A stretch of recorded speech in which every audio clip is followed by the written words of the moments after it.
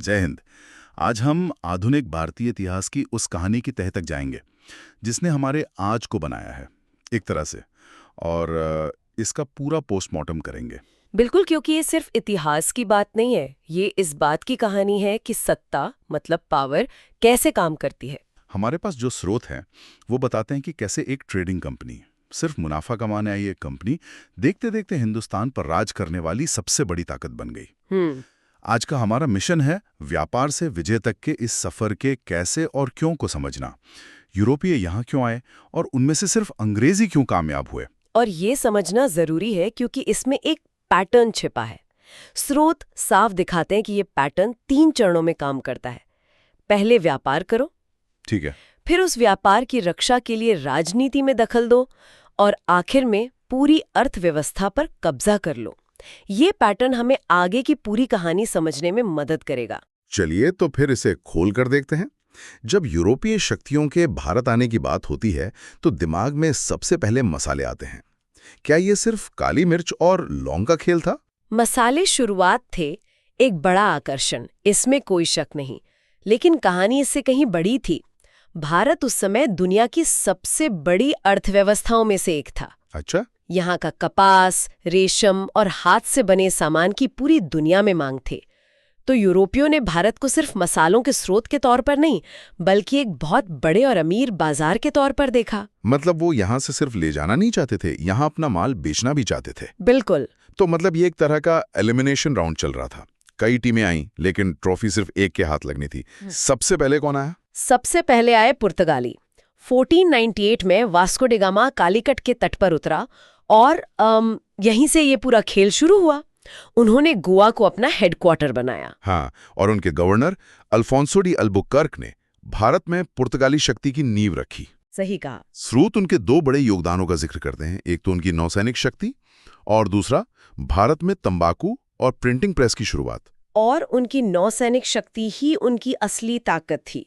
उन्होंने समुद्र पर एक तरह का ब्लू वाटर राज कायम किया। दिलचस्प बात यह है, जैसा कि स्रोत बताते हैं, कि पुर्तगाली भारत आने वाले पहले यूरोपीय थे और जाने वाले आखिरी भी। आखिरी? हाँ, 1961 में गोवा से। ये दिखाता है कि उनका असर कितना लंबा था, भले ही बाद में वो अंग्रेजों के सामने टिक नहीं पाए। ठीक है, तो पुर्तगालियों के बाद आए डच। उनकी कंपनी थी डच ईस्ट इंडिया कंपनी। लेकिन उनका क्या हुआ? यहाँ एक भारतीय जीत का जिक्र है। हाँ, और ये एक बहुत महत्वपूर्ण मोड़ है जिसे अक्सर नजरअंदाज कर दिया जाता है। 1741 में त्रावणकोर यानी आज के केरला के राजा मार्तंड वर्मा ने डच सेना को कोलाचेल की लड़ाई में बुरी तरह हराया। अच्छा। ये उन गिने चुने मौकों में से एक था जब एक भारतीय साम्राज्य ने एक यूरोपीय ताकत को सीधे मैदाने जंग में हराया था। इस हार के बाद भारत में डच शक्ति लगभग खत्म हो गई। तो पुर्तगाली साइडलाइन हो गए, डच नॉकआउट हो गए। अब आया फाइनल मैच, अंग्रेज बनाम फ्रांसीसी। इनके बीच कर्नाटका में कई युद्ध हुए। स्रोत यहाँ एक आम गलतफहमी को दूर करते हैं।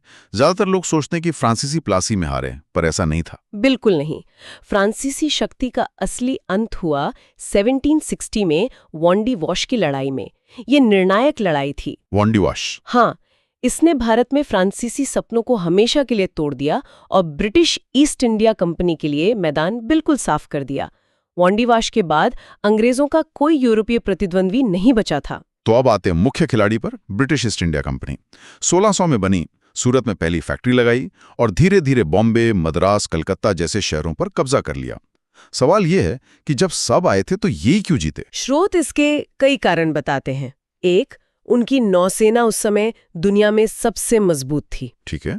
दूसरा, उनकी कंपनी में एक तरह की एकता और अनुशासन था जो फ्रांसीसियों में कम था।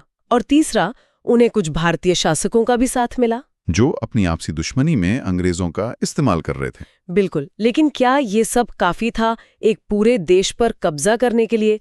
शायद नहीं। तो फिर असली वजह क्या थी? असली और सबसे बड़ा कारण था इंग्लैंड में हो रहे औद्योगिक क्रांति।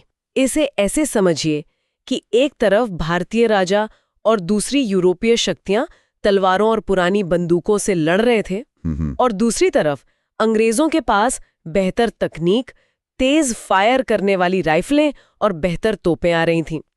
ये एक टेक्नोलॉजिकल गैप था जिसे पाटना बहुत मुश्किल था। अच्छा, तो यहाँ तक तो सब ठीक था, व्यापार, छोटी मोटी लड़ाइयाँ, लेकिन अब हम उस मोड़ पर आ रहे हैं जहां एक कंपनी एक देश की किस्मत लिखने वाली थी। मेरा मतलब है प्लासी की लड़ाई 1757। प्लासी। स्रोत इसे कैसे दिखाते हैं? क्या ये वाकई एक एपिक बैटल थी जैसा फिल्मों में दिखाते हैं?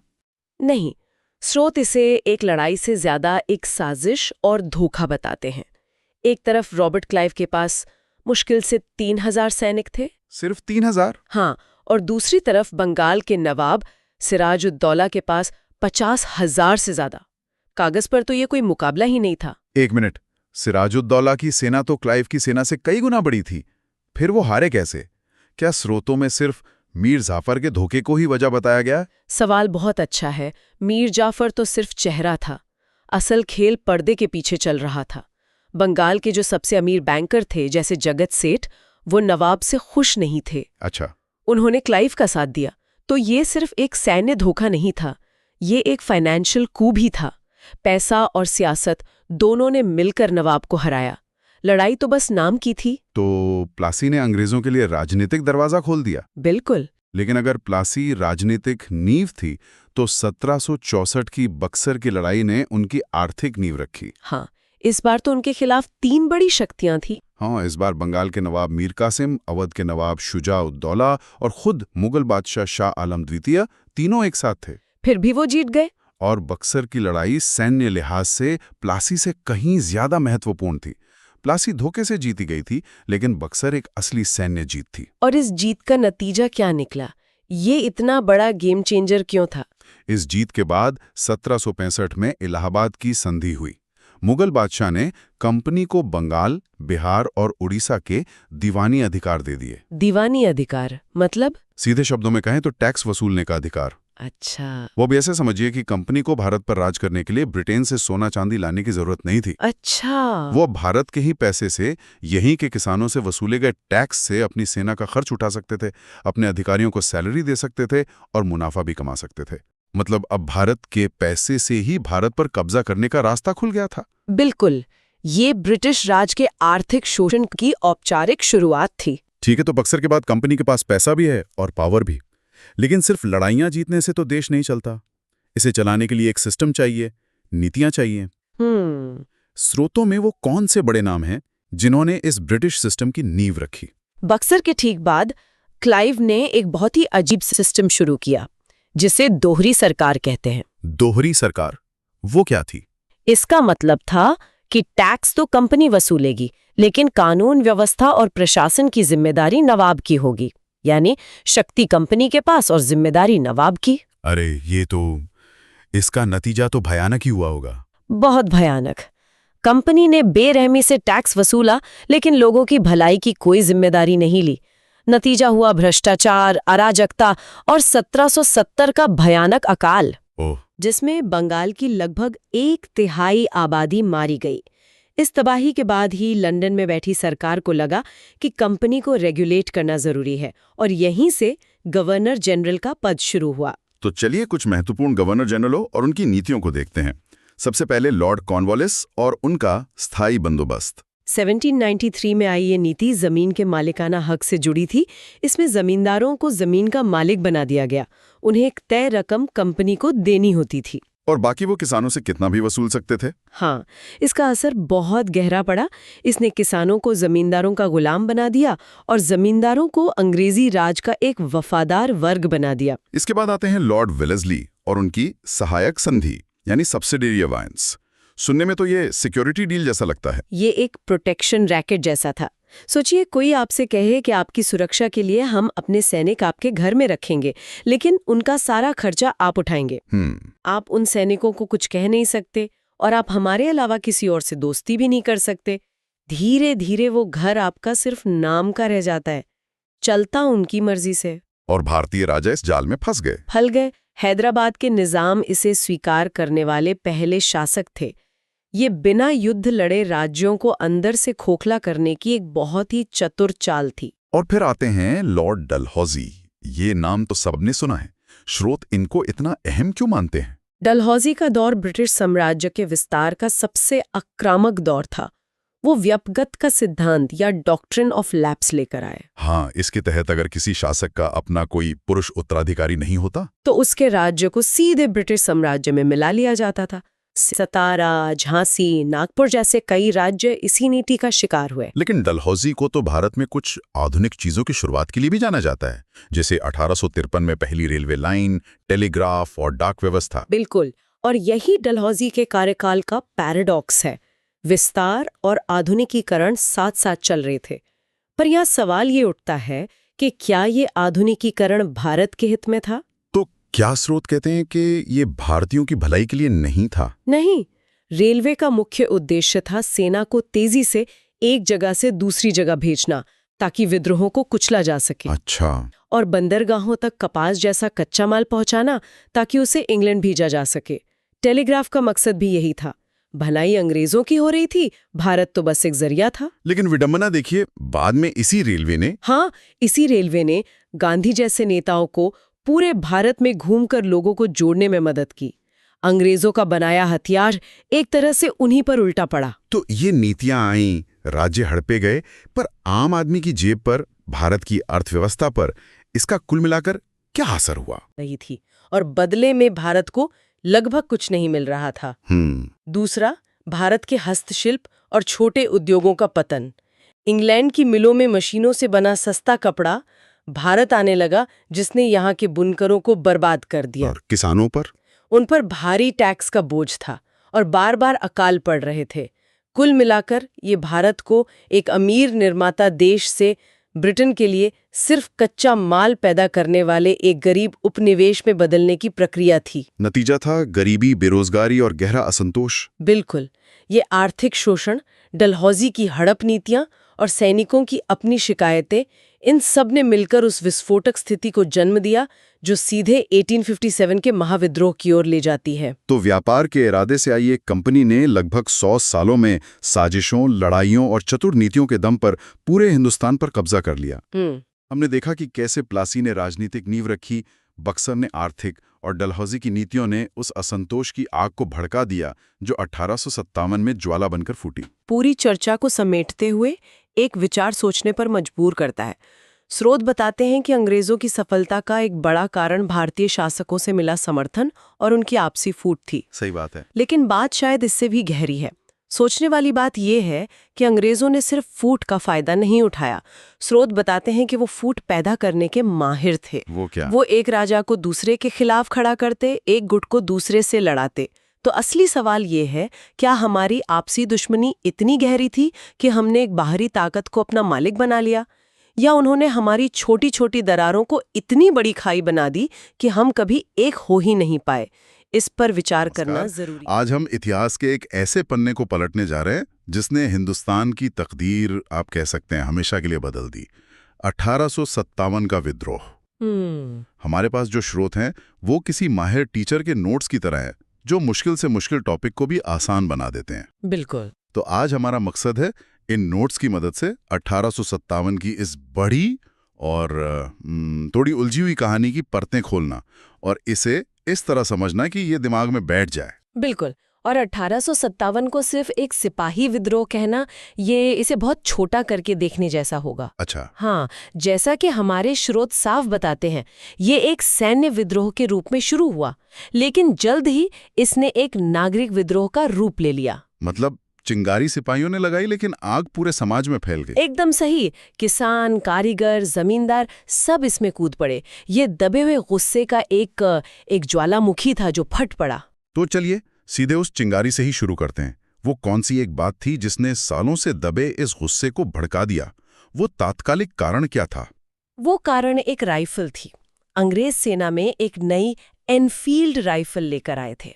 एक राइफल? हाँ, और इस राइफल के साथ आए थे नए कारतूस जिन पर ग्रीस लगी होती थी। अच्छा, वही चर्बी वाले कारतूस वाली कहानी। बिल्कुल। गड़बड़ इनकी बनावट में थी।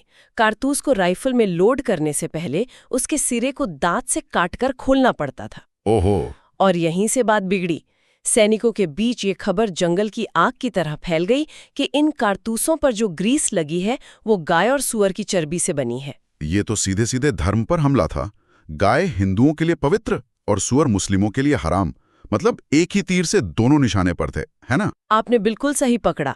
सैनिकों को लगा कि ये उनके धर्म को भ्रष्ट करने की, उनकी पहचान मिटाने की एक सोची समझी साजिश है। जब उन्होंने इन कारतूसों को इस्तेमाल करने से मना किया तो अंग्रेज अफसरों ने इसे हुक्मदूली माना और उन पर सख्त कार्रवाई की। बस यहीं से विद्रोह का विस्फोट हो गया। तो ये वो आखिरी तिनका था जिसने ऊंट की कमर तोड़ दी। हाँ, कह सकते हैं। यहाँ बात वाकई दिलचस्प हो जाती है। मतलब ये कारतूस तो सिर्फ एक चिंगारी थी। इसका मतलब है कि बारूद का ढेर तो पहले से ही तैयार था। हाँ बिल्कुल। तो चलिए अब उस बारूद की बात करते हैं। वो कौन से गहरे कारण थे जो सालों से जमा हो रहे थे? हाँ, और इसे याद रखने का एक बहुत अच्छा तरीका है, एक फॉर्मूला जैसा। सोचिए कि 1857 एक बड़ी आग थी जिसके 4 मुख्य कारण थे: राजनीतिक, आर्थिक, सामाजिक धार्मिक और सैनिक। राजनीतिक, आर्थिक, सामाजिक, धार्मिक और सैनिक। ठीक है। जब ये चारों मिले तो धमाका हुआ। तो एक एक करके समझते हैं। राजनीतिक मोर्चे पर क्या चल रहा था? राजा नवाब क्यों इतने नाराज थे? सबसे बड़ी वजह थी लॉर्ड डलहौजी की डॉक्ट्रिन ऑफ लैप्स वाली पॉलिसी। हाँ, व्यवगत का सिद्धांत। जी, मतलब अगर किसी राजा का अपना कोई बेटा नहीं है तो उसका राजपाट सीधे अंग्रेजों की झोली में चला जाएगा। झांसी, सतारा, नागपुर, एक के बाद एक कई रियासतें इसी नीति का शिकार बनी। रानी लक्ष्मीबाई का गुस्सा तो इसी नीति की देन था। बिल्कुल। और अवध का मामला तो और भी अलग था। हाँ, वहां तो नवाब अंग्रेजों के वफादार थे। बिल्कुल। 1856 में अवध को कुशासन का बहाना बनाकर हड़प लिया गया। ये भारतीय शासकों के लिए बड़ा झटका था। उन्हें समझ आ गया कि वफादारी की कोई कीमत नहीं है। अंग्रेज किसी भी बहाने से उनका सब कुछ छीन सकते हैं।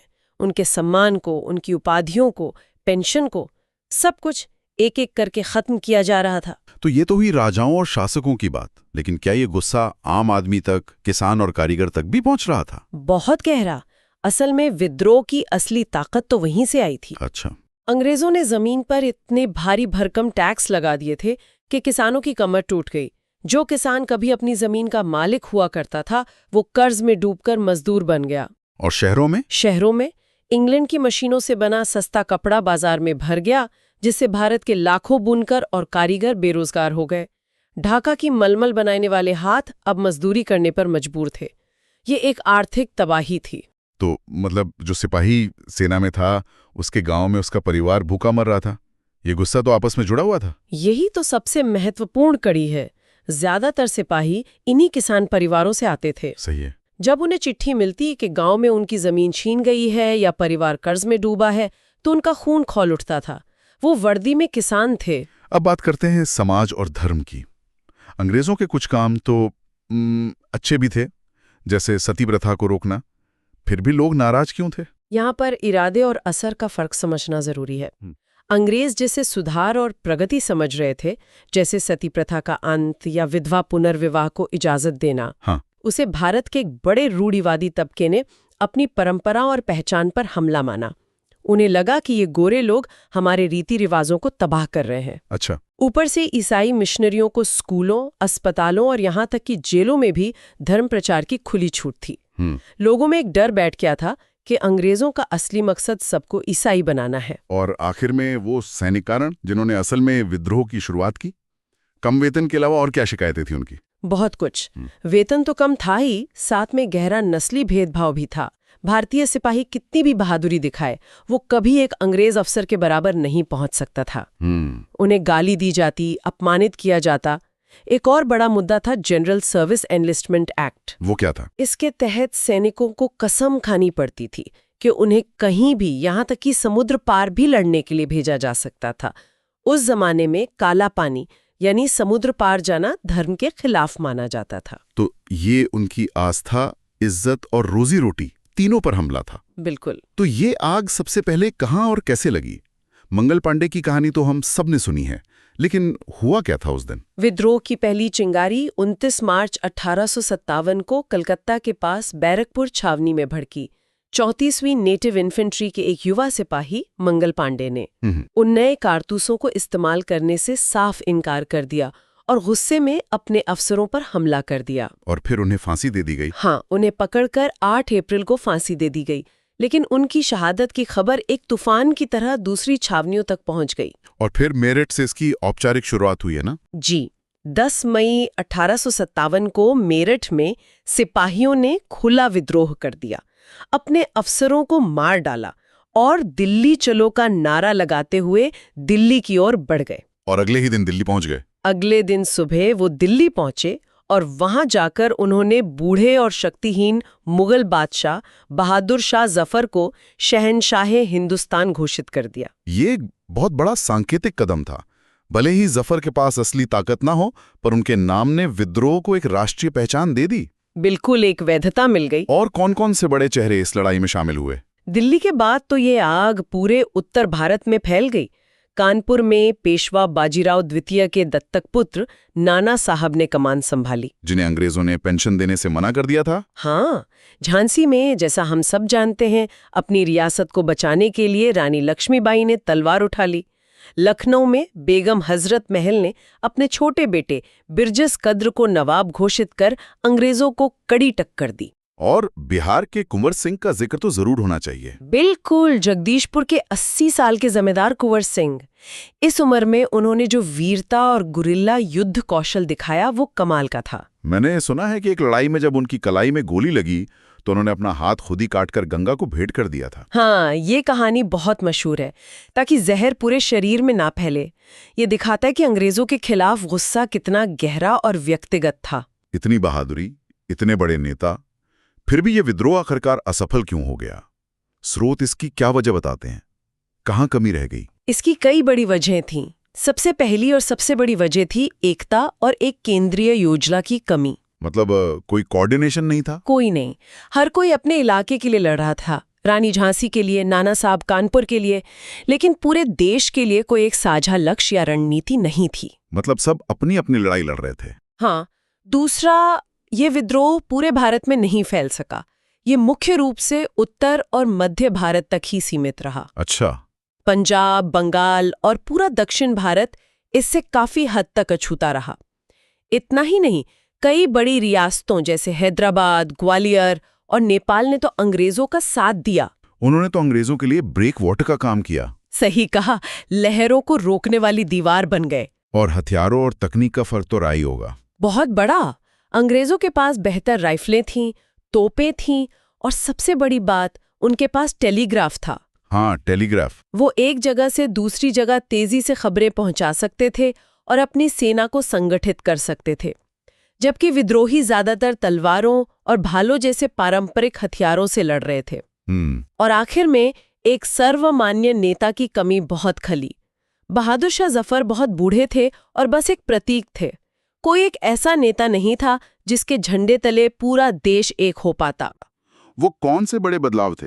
ये विद्रोह भले ही कुचल दिया गया, लेकिन इसने अंग्रेजों को ये एहसास करा दिया कि अब भारत पर पुराने तरीके से राज नहीं किया जा सकता।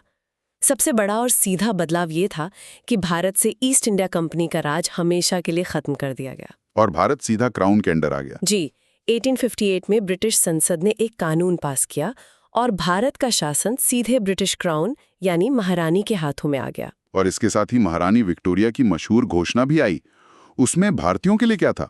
हाँ, 1 नवंबर 1858 को इलाहाबाद में लॉर्ड कैनिंग ने महारानी का घोषणा पत्र पढ़ा। इसमें बड़े बड़े वादे किए गए थे। जैसे? कहा गया कि अब किसी भी रियासत को अंग्रेजी राज में नहीं मिलाया जाएगा, यानी डॉक्ट्रिन ऑफ लैप्स जैसी नीतियां खत्म। ये भी वादा किया गया कि अंग्रेज भारतीयों के धार्मिक मामलों में दखल नहीं देंगे और कानून के सामने सबको बराबर माना जाएगा। और सरकारी नौकरियों का भी वादा था। हाँ, कि सरकारी नौकरियों में बिना किसी भेदभाव के सिर्फ योग्यता के आधार पर भर्ती होगी। क्या ये वादे सच में दिल से किए गए थे या बस एक और विद्रोह को रोकने का एक राजनीतिक तरीका था? ये एक बहुत अच्छा सवाल है। असल में प्रशासनिक स्तर पर बहुत गहरे बदलाव किए गए जो इन वादों के पीछे की असली मंशा दिखाते हैं। अच्छा। भारत के गवर्नर जनरल को अब वाइसरॉय कहा जाने लगा, जो सीधे महारानी का प्रतिनिधि होता था। और सबसे बड़ा बदलाव सेना में किया गया। सेना का पुनर्गठन हुआ होगा। हाँ, बड़े पैमाने पर। सेना में अंग्रेज सैनिकों की संख्या बढ़ा दी गई और भारतीय सैनिकों की संख्या कम कर दी गई। तोपखाने जैसे सारे महत्वपूर्ण विभाग पूरी तरह अंग्रेजों के कब्जे में रखे गए। और सेना में फूट डालो और राज करो की नीति अपनाई गई। बिल्कुल। रेजिमेंट को जाति और धर्म के आधार पर बनाया गया, Sikh regiment, Gorkha regiment, Rajput regiment, ताकि सैनिक फिर कभी धर्म के नाम पर एक साथ न आ सकें। तो आज हमने समझा कि कैसे चर्बी वाले कारतूस सिर्फ एक चिंगारी थे, लेकिन बारूद तो डलहौजी की नीतियों, आर्थिक तबाही और धार्मिक दखलंदाजी से सालों से जमा हो रहा था। हाँ। हमने बड़े नेताओं की कहानियों से लेकर विद्रोह की असफलता के कारणों और उसके दूरगामी परिणामों तक की पड़ताल की। बिल्कुल। और अगर कभी इस विद्रोह की प्रकृति को एक लाइन में समेटना हो तो सबसे अच्छा तरीका है ये कहना कि ये सिपाहियों से शुरू हुआ, लेकिन सिर्फ सिपाहियों तक सीमित नहीं रहा। ये इसकी पूरी कहानी कह देता है। हाँ, ये व्यापक था क्योंकि इसमें समाज के कई वर्ग शामिल थे, लेकिन फिर भी ये देशव्यापी नहीं बन पाया, जो इसकी सबसे बड़ी कमजोरी साबित हुई। ये एक बहुत ही सटीक विश्लेषण है। अंत में एक सवाल श्रोताओं के लिए सोचने को छोड़ते हैं। 1858 की महारानी की घोषणा ने समानता, न्याय और धार्मिक आजादी का वादा किया था। सोचने वाली बात यह है कि ब्रिटिश शासन के अगले 90 सालों का इतिहास इन वादों के पूरा होने की कहानी है या फिर इनके टूटने की। शायद इसी सवाल के जवाब में भारत के स्वतंत्रता संग्राम की आगे की कहानी छिपी। आज हम इतिहास के कुछ ऐसे पन्ने पलटने वाले हैं जो 1857 के गदर के ठीक बाद लिखे गए थे। और इन दस्तावेजों को एक साथ पढ़ने पर एक बड़ी पहेली सामने आती है। 1857 की क्रांति के बाद अंग्रेजों ने भारत में सुधारों की एक झड़ी सी लगा दी। नए कानून, नई परिषदें, भारतीयों को शासन में शामिल करने के वादे। लेकिन सवाल यह है कि क्या ये सुधार सच में भारत को ताकत देने के लिए थे या ये ताकतवर बनाने का सिर्फ एक दिखावा था जिसके पीछे असली मकसद अपनी पकड़ को और मजबूत करना था? ये सवाल ही इस पूरे दौर की कहानी है। एक तरफ सुधारों का मरहम लगाया जा रहा था और दूसरी तरफ साम्राज्य की जंजीरों को और कसा जा रहा था। इन दस्तावेजों की मदद से हम इसी विरोधाभास की तह तक जाएंगे और देखेंगे कि कैसे इन सुधारों ने अनजाने में ही उस भारतीय राष्ट्रवाद को जन्म दिया जिसे दबाने के लिए लाए गए थे। तो चलिए इसी सवाल का जवाब ढूंढते हैं। कहानी ही शुरू होती है 1858 से। 1857 की आग बुझ चुकी थी और ब्रिटिश सरकार को ये एहसास हो गया था कि ईस्ट इंडिया कंपनी के भरोसे अब भारत को नहीं चलाया जा सकता। तो सबसे पहला काम कंपनी को रास्ते से हटाना था। बिल्कुल। भारत सरकार अधिनियम 1858, गवर्नमेंट ऑफ इंडिया एक्ट 1858 ने यही किया। ईस्ट इंडिया कंपनी का अस्तित्व समाप्त कर दिया गया और भारत सीधे ब्रिटिश ताज के अधीन आ गया। यानी अब भारत की शासक थी महारानी विक्टोरिया। इस बदलाव के साथ दो बड़े पद बनाए गए। एक लंदन में secretary of state for India यानी भारत सचिव, जो ब्रिटिश कैबिनेट का मंत्री होता था, और उसकी मदद के लिए 15 सदस्यों की एक इंडिया काउंसिल। मतलब सत्ता का रिमोट कंट्रोल अब पूरी तरह से लंदन चला गया। और भारत में जो गवर्नर जनरल होता था उसका नाम बदलकर वाइसरॉय कर दिया गया। तो वाइसरॉय का पद सिर्फ एक नया नाम नहीं था, बल्कि ये शक्ति के संतुलन में भी एक बदलाव था। क्या भारत के शासक को लंदन में बैठे सेक्रेटरी ऑफ स्टेट को ज्यादा जवाब देना पड़ता था? आपने बिल्कुल सही नस पकड़ी है। वाइसरॉय शब्द का मतलब ही था शाही प्रतिनिधि। यह एक सांकेतिक बदलाव था जो ये बताता था कि अब भारत किसी कंपनी की जागीर नहीं बल्कि ब्रिटिश साम्राज्य का हिस्सा है। और हाँ, अब वाइसरॉय और भारत सचिव के प्रति जवाबदेह बना दिया गया। वो भारत में सर्वोच्च अधिकारी तो था, लेकिन अंतिम फैसले लंदन में लिए जाने थे। ये सत्ता के केंद्रीकरण का एक बहुत बड़ा कदम था। तो सत्ता का रिमोट कंट्रोल तो लंदन चला गया, लेकिन जमीन पर इस सत्ता को चलाने वाले हाथ यानी अफसरशाही और फौज, क्या उनमें भी कोई बदलाव किया गया ताकि 1857 दोबारा ना हो सके? हाँ, और वो बदलाव बहुत सोचे समझे थे। सबसे पहले सेना को देखिए।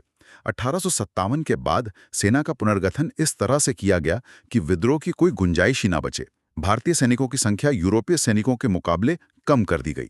तोपखाने जैसी सबसे महत्वपूर्ण यूनिट्स पूरी तरह से अंग्रेजों के हाथ में रखी गई। और सबसे चालाकी भरा कदम था फूट डालो और राज करो की नीति को सेना में भी? हाँ, सेना में लागू करना। भारतीय सैनिकों को जाति, धर्म और क्षेत्र के आधार पर अलग अलग रेजिमेंटों में बांटा गया। Sikh regiment, Gorkha regiment, Rajput regiment, ताकि उनमें कभी अखिल भारतीय एकता की भावना ना पनप सके। और सिविल सेवाओं का क्या? जो अफसर इस पूरे सिस्टम को चलाते थे, दरवाजे तो भारतीयों के लिए भी खोल दिए गए थे ना? दरवाजे खोले जरूर गए, पर सिर्फ कागज पर। इंडियन सिविल सर्विस यानी ICS में खुली प्रतियोगिता की बात की गई। लेकिन शर्तें ऐसी रखी गई कि किसी भारतीय का सफल होना लगभग नामुमकिन हो। ये कुछ ऐसा था कि आप क्रिकेट का मैच तो रखवा रहे हैं, लेकिन पिच इंग्लैंड में है, गेंद ड्यूक की है, अंपायर भी अंग्रेज है और खेलने की उम्र 19 साल है। फिर आप कहें कि मुकाबला सबके लिए बराबर है? तकनीकी रूप से सच, पर असल में एक मजाक। सही कहा। परीक्षा लंदन में, अंग्रेजी में और पाठ्यक्रम ऐसा जो सिर्फ ब्रिटिश विश्वविद्यालयों में पढ़ाया जाता था। नतीजा ये कि दशकों तक इस सेवा में अंग्रेजों का ही दबदबा बना रहा। तो एक तरफ कानूनी तौर पर सत्ता लंदन ले जाई गई और दूसरी तरफ सेना और प्रशासन में पकड़ को और मजबूत कर लिया गया। लेकिन सिर्फ डंडे से तो राज नहीं चल सकता। भारतीयों का भरोसा जीतने के लिए भी तो कुछ किया गया होगा। महारानी विक्टोरिया की 1858 की घोषणा का जिक्र आता है। हाँ, और वो घोषणा इस नई रणनीति का दूसरा अहम हिस्सा थी। 1857 ने अंग्रेजों को सिखा दिया था कि भारतीय राजाओं, जमींदारों और आम लोगों के गुस्से को नजरअंदाज नहीं किया जा सकता। तो महारानी की घोषणा एक तरह का शांति प्रस्ताव थी। इसमें बड़े बड़े वादे किए गए।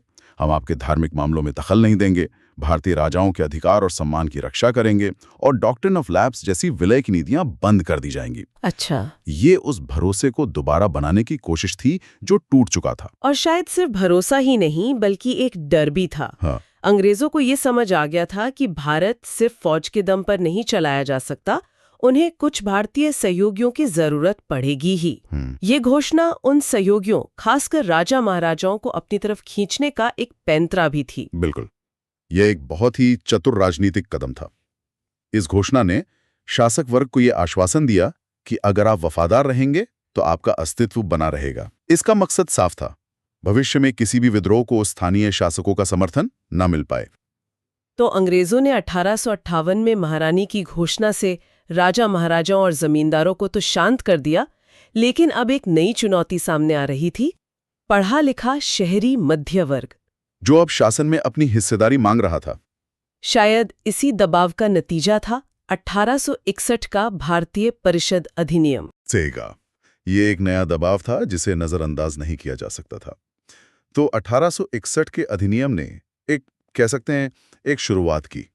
वॉइसरॉय की विधान परिषद यानी लेजिस्लेटिव काउंसिल का विस्तार किया गया और पहली बार उसमें कुछ भारतीयों को गैर सरकारी सदस्य के तौर पर शामिल करने का प्रावधान किया गया। इन दस्तावेजों को पढ़ते हुए मुझे एक बात खटकी। यहाँ भारतीयों को परिषद में जगह तो दी गई, लेकिन उन्हें चुना नहीं गया, बल्कि नॉमिनेट यानी नामांकित किया गया। इन दोनों शब्दों में जमीन आसमान का फर्क है ना? बहुत बड़ा फर्क है।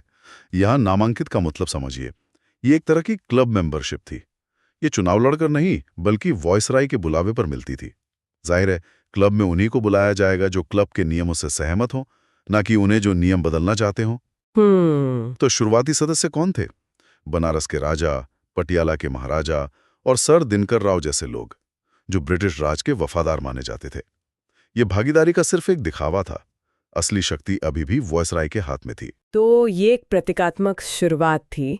इसके लगभग 30 साल बाद 1892 में एक और भारतीय परिषद अधिनियम आया। इतने लंबे अंतराल के बाद जरूर कुछ ठोस मिला होगा। इन दस्तावेजों के मुताबिक अब सदस्यों को बजट पर चर्चा करने और सरकार से सवाल पूछने का अधिकार मिल गया। हाँ, ये एक छोटा लेकिन महत्वपूर्ण विकास था। अब भारतीय सदस्य सरकार की वित्तीय नीतियों पर अपनी राय रख सकते थे, सवाल पूछ सकते थे। अप्रत्यक्ष चुनाव की एक बहुत ही सीमित व्यवस्था भी शुरू हुई। लेकिन यहां भी एक पेंच था। सदस्यों को बजट पर चर्चा करने का अधिकार था, पर मतदान करने का नहीं। एक मिनट, ये तो बड़ी अजीब बात है। मतलब आप बहस तो कर सकते हैं, लेकिन फैसले को बदल नहीं सकते। ये तो किसी को अपनी भड़ास निकालने की इजाजत देने जैसा हुआ, बिना उसे कोई असली ताकत दिए। बिल्कुल, ये एक सेफ्टी वॉल्व की तरह था। सरकार कह सकती थी कि देखिए, हम आपकी बात सुन रहे हैं, आप चर्चा कर रहे हैं, लेकिन असल में वित्तीय नियंत्रण पूरी तरह से अंग्रेजों के हाथ में ही रहा। आप सरकार की आलोचना कर सकते थे, पर उसकी तिजोरी की चाबी को हाथ नहीं लगा सकते थे। ये जिम्मेदारी के बिना प्रतिनिधित्व देने की एक क्लासिक ब्रिटिश रणनीति थी। यहाँ तक कि कहानी से ये पैटर्न साफ दिख रहा है। थोड़ा सा दो और ज्यादा अपने पास रखो। लेकिन अब हम 1909 के अधिनियम पर आते हैं, जिसे मॉर्ले मिंटो सुधार भी कहा जाता है। दस्तावेज इसे एक बहुत बड़ा मोड़ बताते हैं, खासकर एक प्रावधान की वजह से, पृथक निर्वाचक मंडल यानी सेपरेट इलेक्टोरेट। इसका असल मतलब क्या था और ये इतना विवादास्पद क्यों था? ये इस दौर का सबसे दूरगामी और शायद सबसे घातक प्रावधान था। पृथक निर्वाचक मंडल का मतलब था कि मुस्लिम समुदाय के लिए कुछ सीटें आरक्षित की गई और इन आरक्षित सीटों पर उम्मीदवार भी मुस्लिम होगा और वोट डालने वाले भी सिर्फ मुस्लिम मतदाता ही होंगे। मतलब? इससे पहले मुस्लिम उम्मीदवार को एक हिंदू भी वोट दे सकता था और हिंदू उम्मीदवार को मुस्लिम भी। इस कानून ने पहली बार उस दरवाजे को बंद कर दिया। ये तो मैंने कभी इस तरह से नहीं सोचा था। आपने उस बदलाव की आत्मा को पकड़ लिया है। इस कानून से पहले एक उम्मीदवार को जीतने के लिए सभी समुदायों से वोट मांगने पड़ते थे, जिससे एक साझा राजनीतिक संस्कृति बनती थी। लेकिन इस कानून ने कहा कि एक मुस्लिम नेता को सिर्फ मुसलमानों के प्रति जवाबदेह होने की जरूरत है। यहीं से फूट डालो और राज करो की नीति सिर्फ एक नारा नहीं रही, ये एक सोची समझी संवैधानिक इंजीनियरिंग बन गई। अंग्रेजों ने पहली बार धर्म को भारत की सबसे बड़ी राजनीतिक पहचान बना दिया। इससे पहले एक व्यक्ति की पहचान उसकी जाति, उसके क्षेत्र या उसके पेशे से ज्यादा जुड़ी होती थी।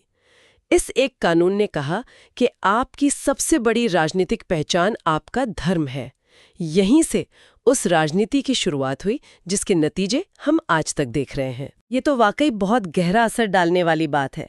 क्या इन सुधारों में कुछ और भी था या ये सिर्फ बांटने की ही एक कवायद थी? परिषदों का आकार बढ़ाया गया था और पहली बार किसी भारतीय को वाइसरॉय की कार्यकारी परिषद में भी जगह मिली थी। हाँ, सत्येंद्र प्रसाद सिन्हा वाइसरॉय के एग्जीक्यूटिव काउंसिल में शामिल होने वाले पहले भारतीय बने। परिषदों का आकार भी बढ़ाया गया, सदस्यों को प्रश्न लाने और पूरक प्रश्न पूछने जैसे कुछ और अधिकार भी मिले। लेकिन ये सब उस पृथक निर्वाचक मंडल के जहर के सामने फीके पड़ गए। ये एक ऐसी मिठाई थी जिस पर सोने का वर्क तो चढ़ा था, लेकिन अंदर जहर मिला हुआ था। इसने उभरते हुए भारतीय राष्ट्रवाद की जड़ों पर सीधा प्रहार किया। तो इन सभी अधिनियमों और बदलावों को एक साथ देखने पर हमारी शुरुआती पहेली का जवाब कुछ साफ होने लगता है। एक तरफ परिषदों में धीरे धीरे भारतीयों को जगह दी जा रही थी, पर दूसरी तरफ समाज को राजनीतिक रूप से बांटा जा रहा था। ये विरोधाभास आखिर किस नतीजे पर पहुंचा? इसका नतीजा वही हुआ जो होना था। भारतीयों, खासकर पढ़े लिखे मध्य वर्ग को ये समझ आने लगा कि ये सुधार असली शक्ति देने के लिए नहीं, बल्कि उनके असंतोष को नियंत्रित करने के लिए हैं। उन्हें एहसास हुआ कि जब तक वे याचिकाओं और छोटे मोटे सुधारों की उम्मीद करते रहेंगे, उन्हें ऐसे ही टुकड़ों में अधिकार मिलते रहेंगे। नस्लीय भेदभाव बना हुआ था, भारत का आर्थिक शोषण जारी था और असली सत्ता अभी भी हजारों मील दूर लंदन में बैठी थी। और इसी एहसास ने एक नई सोच को जन्म दिया होगा। बिल्कुल। इन्हीं अधूरे सुधारों की प्रतिक्रिया के रूप में भारत में संगठित राष्ट्रवाद का उदय हुआ। भारतीयों को समझ आया कि उन्हें एक ऐसे अखिल भारतीय मंच की जरूरत है जो पूरे देश की आवाज बन सके और अंग्रेजों के सामने बराबरी के स्तर पर अपनी मांगें रख सके। इसी सोच का सबसे बड़ा परिणाम था 1885 में भारतीय राष्ट्रीय कांग्रेस यानी इंडियन नेशनल कांग्रेस का गठन। तो विडंबना देखिए, जिन सुधारों का एक मकसद राष्ट्रवाद को रोकना था, उन्हीं सुधारों ने राष्ट्रवाद के संगठित होने के लिए जमीन तैयार कर दी। तो आज के इस विश्लेषण का सार ये है कि 1857 के बाद ब्रिटिश शासन का सिर्फ चेहरा नहीं बल्कि चरित्र भी बदला। ईस्ट इंडिया कंपनी की जगह ताज का सीधा शासन एक बहुत बड़े बदलाव की तरफ पेश किया गया। हाँ, और इस बदलाव को लागू करने के लिए कानूनों की एक पूरी श्रृंखला बनाई गई जो देखने में प्रगतिशील लगती थी। हमने देखा कि कैसे 1858 के अधिनियम ने सत्ता का केंद्र लंदन में स्थापित कर दिया। फिर 1861 में भारतीयों को नॉमिनेशन के जरिए कानून बनाने की प्रक्रिया में एक प्रतीकात्मक जगह मिली। 1892 में बजट पर बहस का अधिकार तो मिला, पर उसे बदलने का नहीं। और आखिर में 1909 के मॉर्ले मिंटो सुधारों ने प्रतिनिधित्व को बढ़ाते हुए भी पृथक निर्वाचक मंडल का बीज बो दिया, जिसने भारतीय राजनीति को हमेशा के लिए बदल दिया। इन सभी दस्तावेजों को एक साथ देखने पर एक बड़ा सवाल उठता है जो शायद इन सुधारों की असलियत को उजागर करता है। अंग्रेज अक्सर कहते थे कि वो भारत को धीरे धीरे स्वशासन के लिए तैयार कर रहे थे, लेकिन क्या ये अधिनियम सच में किसी को गाड़ी चलाना सिखाने जैसे थे, जहां आप धीरे धीरे नियंत्रण छोड़ते हैं? या फिर ये एक ऐसे खेल की तरह थे जिसके नियम ही ऐसे बनाए गए थे कि सीखने वाला कभी जीत ही ना सके? ये एक ऐसा विचार है जिस पर श्रोताओं को मनन नमस्कार करना चाहिए। और स्वागत है। आज हम भारतीय राष्ट्रीय आंदोलन के शुरुआती दौर की चीर फाड़ करने वाले हैं। बिल्कुल। हमारे पास जो दस्तावेज है वो किसी प्रतियोगी परीक्षा की तैयारी के लिए बनाए गए नोट्स जैसे हैं, मतलब एकदम सटीक, पॉइंट टू पॉइंट। हाँ, बिल्कुल टू द पॉइंट। लेकिन आज हमारा मकसद सिर्फ तथ्य दोहराना नहीं है। हम इन तथ्यों के पीछे की कहानी, वो इंसानी जज्बात और वो वैचारिक टकराव ढूंढेंगे जिन्होंने भारत में एक राष्ट्रीय चेतना को जन्म दिया। सही कहा। सवाल ये है कि आखिर वो क्या चिंगारी थी जिसने एक पूरे उपमहाद्वीप को मतलब जगा दिया। और ये सवाल ही सब कुछ है, क्योंकि ये सिर्फ तारीखों और घटनाओं की एक लिस्ट नहीं है। ये एक आइडिया के पैदा होने और बड़ा होने की कहानी है। आइडिया के बड़ा होने की। हाँ, ये कहानी है कि कैसे बिखरे हुए रजवाड़ों और प्रांतों में रहने वाले लोगों ने पहली बार खुद को भारतीय समझना शुरू किया। क्राउन रूल के बाद वो कौन सी ताकतें थीं जिन्होंने लोगों को अपने हक और अपनी सरकार के बारे में सोचने पर मजबूर किया। आज हम इसी की गहराइयों में उतरेंगे। तो चलिए शुरू से शुरू करते हैं। इस आंदोलन की नींव कैसे पड़ी? हमारे नोट्स कहते हैं कि इसके पीछे पश्चिमी शिक्षा, प्रेस का बढ़ना और अंग्रेजी भाषा का संपर्क भाषा बनना जैसे कारण थे। लेकिन ये थोड़ा किताबी लगता है। क्या ये इतना सीधा साधा था? नहीं, बिल्कुल नहीं। यहाँ सबसे दिलचस्प विरोधाभास छिपा है। अंग्रेजों ने ये सारी चीजें, शिक्षा, रेलवे, अंग्रेजी भाषा, ये सब अपने शासन को मजबूत करने के लिए शुरू की थीं, एक कुशल बाबू क्लास बनाने के लिए। अच्छा। लेकिन पासा पूरी तरह पलट गया। इन दस्तावेजों में एक छोटा सा समीकरण है, शिक्षा प्लस शोषण इज इक्वल टू राष्ट्रवाद, और ये बहुत गहरा है। वाह, ये तो जबरदस्त विडंबना है। मतलब अंग्रेजों ने खुद ही अपने खिलाफ हथियार तैयार कर दिए। बिल्कुल। और ये सिर्फ किताबी ज्ञान नहीं था।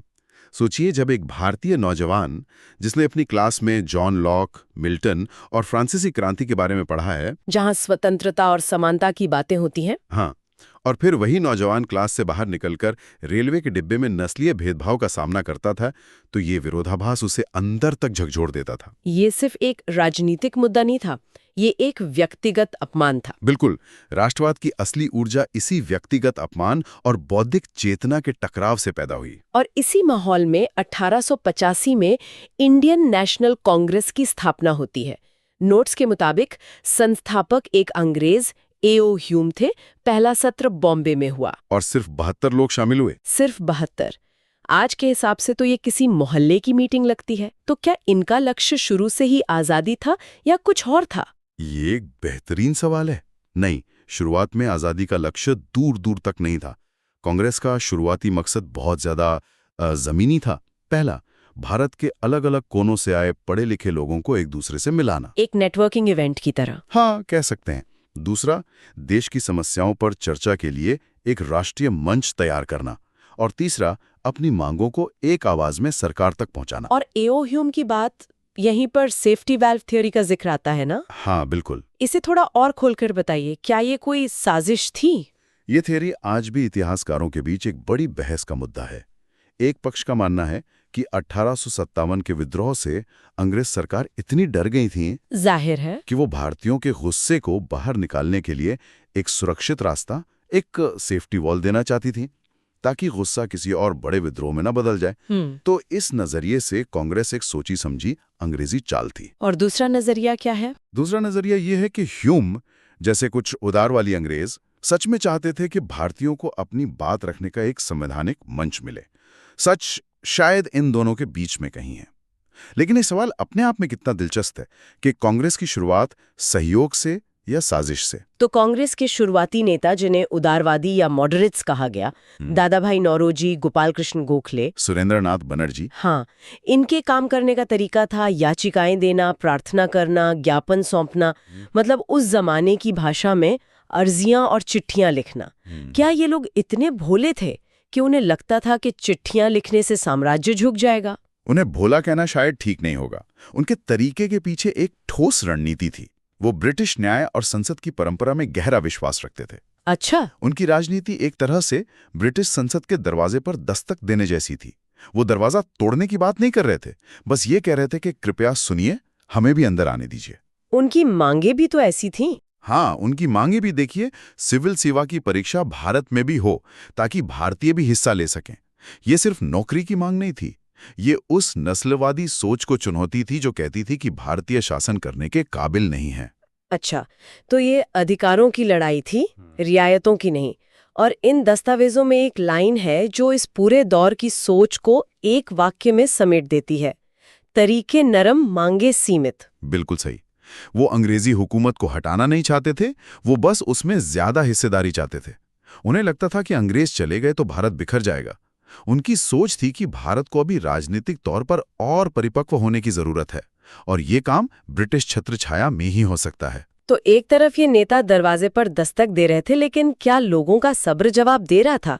क्योंकि जल्दी एक नई, ज्यादा बेचैन और आक्रामक आवाज सुनाई देने लगी थी। हाँ, और ये आवाज बहुत जोरदार थी। कांग्रेस के अंदर ही एक नया गुट उभर रहा था, जिन्हें गरमपंथी या एक्सट्रीमिस्ट्स कहा गया। लाल बालपाल की तिकड़ी, लाला लाजपत राय, बाल गंगाधर तिलक और बिपिन चंद्र पाल इसके सबसे बड़े चेहरे थे। उनका नजरिया बिल्कुल अलग था। बिल्कुल। उनका साफ मानना था कि ये अर्जियां और याचिकाएं राजनीतिक भिक्षावृत्ति हैं। भीख मांगना। हाँ, और आजादी भीख में नहीं मिलती, उसे हासिल करना पड़ता है। और यहीं पर बाल गंगाधर तिलक का वो प्रसिद्ध नारा आता है जिसने पूरे देश में आग लगा दी, स्वराज मेरा जन्मसिद्ध अधिकार है और मैं इसे लेकर रहूंगा। क्या लाइन थी वो? ये सिर्फ एक नारा नहीं था, ये सोच में एक जबरदस्त बदलाव था। अब बात सुधारों की नहीं, स्वराज यानी सेल्फ रूल की हो रही थी। ये एक जमीनी आसमानी फर्क था। जहां उदारवादी ब्रिटिश सिस्टम में सुधार चाहते थे, वहीं गरमपंथी अपना सिस्टम बनाना चाहते थे। तरीके भी पूरी तरह बदल गए। प्रार्थनाओं की जगह बहिष्कार यानी बॉयकॉट, और स्वदेशी। तिलक ने गणेश चतुर्थी और शिवाजी उत्सव जैसे धार्मिक और सांस्कृतिक प्रतीकों का इस्तेमाल लोगों को जोड़ने के लिए किया। अच्छा, मतलब राजनीति को धर्म और संस्कृति से जोड़ा। हाँ, ये राजनीति को पढ़े लिखे लोगों के ड्राइंग रूम से निकालकर आम जनता के बीच गलियों और चौराहों पर ले जाने की एक बहुत बड़ी कोशिश थी। और ये बात उदारवादियों को बिल्कुल पसंद नहीं आई। और फिर 1905 में एक ऐसी घटना हुई जिसने, ऐसा लगता है, सुलगती हुई आग में घी का काम किया। बंगाल का विभाजन, लॉर्ड कर्जन का एक फैसला जिसने पूरे देश को हिलाकर रख दिया। ये बहुत छोटा शब्द है। इस एक घटना ने भारतीय राष्ट्रवाद का पूरा चरित्र ही बदल दिया। बिल्कुल। अंग्रेजों ने इसका आधिकारिक कारण बताया प्रशासनिक सुविधा। उनका कहना था कि बंगाल बहुत बड़ा प्रांत है, उसे चलाना मुश्किल है। एक बहाना। हाँ, जो किसी के गले नहीं उतरा। तो असली मकसद क्या था? असली मकसद था फूट डालो और राज करो की नीति का सबसे बड़ा प्रयोग। बंगाल उस समय भारतीय राष्ट्रवाद का मतलब गढ़ था। हाँ। अंग्रेजों ने सोचा कि अगर इसे धर्म के आधार पर पूर्वी बंगाल, जो मुस्लिम बहुल था, और पश्चिमी बंगाल, जो हिंदू बहुल था, में बांट दिया जाए तो हिंदू मुसलमानों की एकता टूट जाएगी और राष्ट्रवाद की कमर टूट जाएगी। यही उनका प्लान था। लेकिन हुआ इसका ठीक उल्टा। ये एक ऐसा घाव था जिसने हर भारतीय को महसूस कराया कि अंग्रेजी हुकूमत उनकी भावनाओं की कोई कदर नहीं करती। और इसी गुस्से से स्वदेशी आंदोलन का जन्म हुआ। इसका मतलब सिर्फ विदेशी चीजों का बहिष्कार नहीं था, है ना? नहीं, ये उससे कहीं ज्यादा था। विदेशी कपड़ों की होली जलाई गई, विदेशी चीनी का इस्तेमाल बंद हुआ, ये तो था ही, लेकिन इसका एक सकारात्मक पहलू भी था, स्वदेशी यानी अपने देश की चीजों को अपनाना। राष्ट्रीय स्कूल और कॉलेज खोले गए, स्वदेशी बैंक और बीमा कंपनियां बनी, स्वदेशी उद्योग लगे। ये सिर्फ एक राजनीतिक आंदोलन नहीं था, ये आत्मनिर्भरता और राष्ट्रीय स्वाभिमान का आंदोलन था। और शायद पहली बार आम लोग इतनी बड़ी संख्या में सड़कों पर उतरे। बिल्कुल, यही इस आंदोलन की सबसे बड़ी देन थी।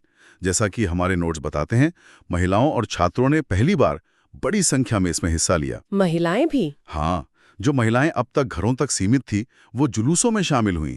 छात्रों ने सरकारी स्कूल कॉलेज छोड़ दिए। आंदोलन अब सिर्फ कांग्रेस के अधिवेशनों तक सीमित नहीं रहा, ये देश की गलियों और बाजारों तक पहुंच गया। तो ये भारत का पहला असली जन आंदोलन था, कह सकते हैं। हाँ। तो इतनी ऊर्जा, इतना जोश, इसके बाद तो कांग्रेस को और मजबूत हो जाना चाहिए था, लेकिन हुआ ठीक उल्टा। 1907 में सूरत में कांग्रेस खुद ही 2 टुकड़ों में बट गई। ऐसा क्यों हुआ? ये भारतीय राष्ट्रीय आंदोलन की सबसे बड़ी त्रासदियों में से एक है।